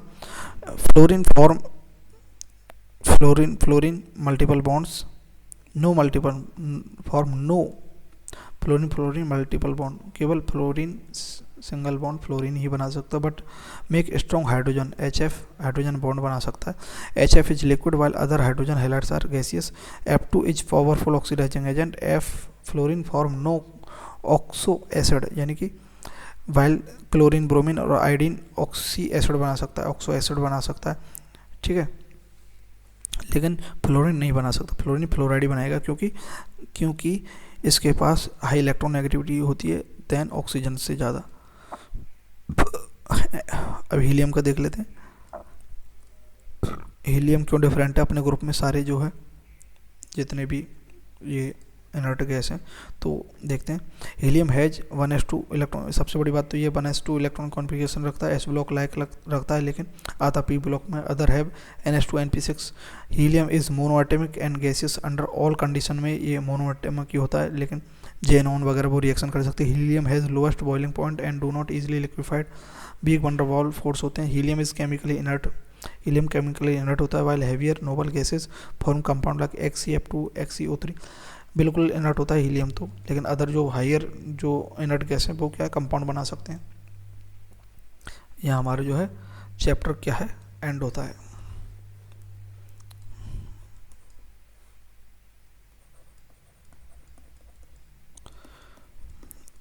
ये इसमें बहुत ज़्यादा मेहनत लगी है, तो सब्सक्राइब एंड लाइक, और कुछ कमी रह जाती है उसके लिए sorry. Thank you very much.